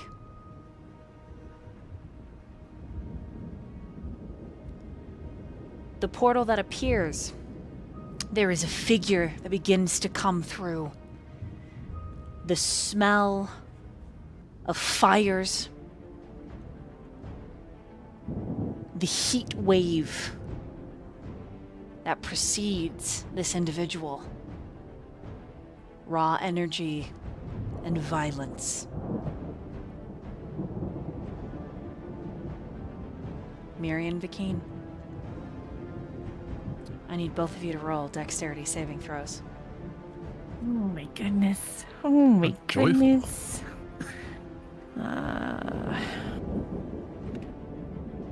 I will use my last inspiration.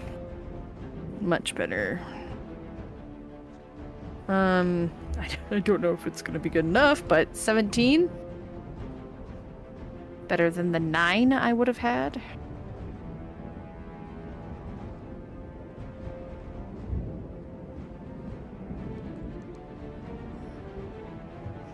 Myyrion? I have a 16. Okay. And inside, everyone needs to make an insight check. Or an intelligence saving throw. Either one. Ooh, all those are bad for me. I guess inside. I don't know. Or. Okay, I'll do intelligence saving throw. I don't know. I can't choose. Okay, 15. 19. 19 and 15? 19 in saving, yes. You know the sound of magic. And the blasting that strikes the side of the building. You are up in arms. Whether you proceed outside or not, you must make your choice now. Durch? Durch is staying by Hippolyta. Okay, Seaweed. If I leave, the bubble goes, so I'm staying. Okay. Protect Hippolyta. The both of you kind of reach forward, forming your own, bodily dome around her. Dome and dome. Meanwhile, Dome section. Oh, it's 2 flesh domes. Amber. Oh, shit. Meanwhile, Vakeen and Myyrion. Both of you dodge out of the way as the entity begins to step through the portal. And there is magic rebelling against this entity, trying to push it from entering.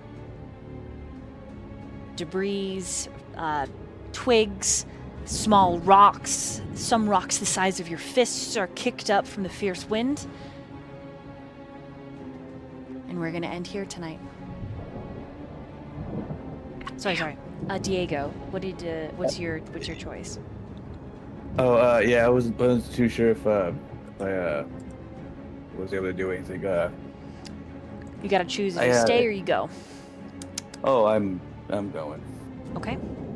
So the sphincter butthole opens up for you. I need you to make the last dexterity saving throw of the night. Okay, that's a 10 on the die. I'm pretty sure I used Spirit by the Gods before, so that's a 13. 13? Yep. Okay, this just changes things just a little slightly. Gravity reverses itself. As the magic surrounding Círdan's home begins to repel, it almost creates this wind pushing back into the portal, and a 13 is not enough. You are swept up in the wind, and you are tossed through the portal. We end there for tonight. Cool. God damn it. Right? Let's do it again. One level 3, one level 2. Let's do it. Oh. Thank you all for joining us. This was episode 12 of Whispering Pantheon. If you would like to see more, check out my YouTube channel. If you'd like to continue this adventure, go ahead and hit that follow button down below. And if you're feeling awfully generous and would like to offer any of the players inspiration, which allows them to reroll except for death saving throws, go ahead and hit that subscribe button.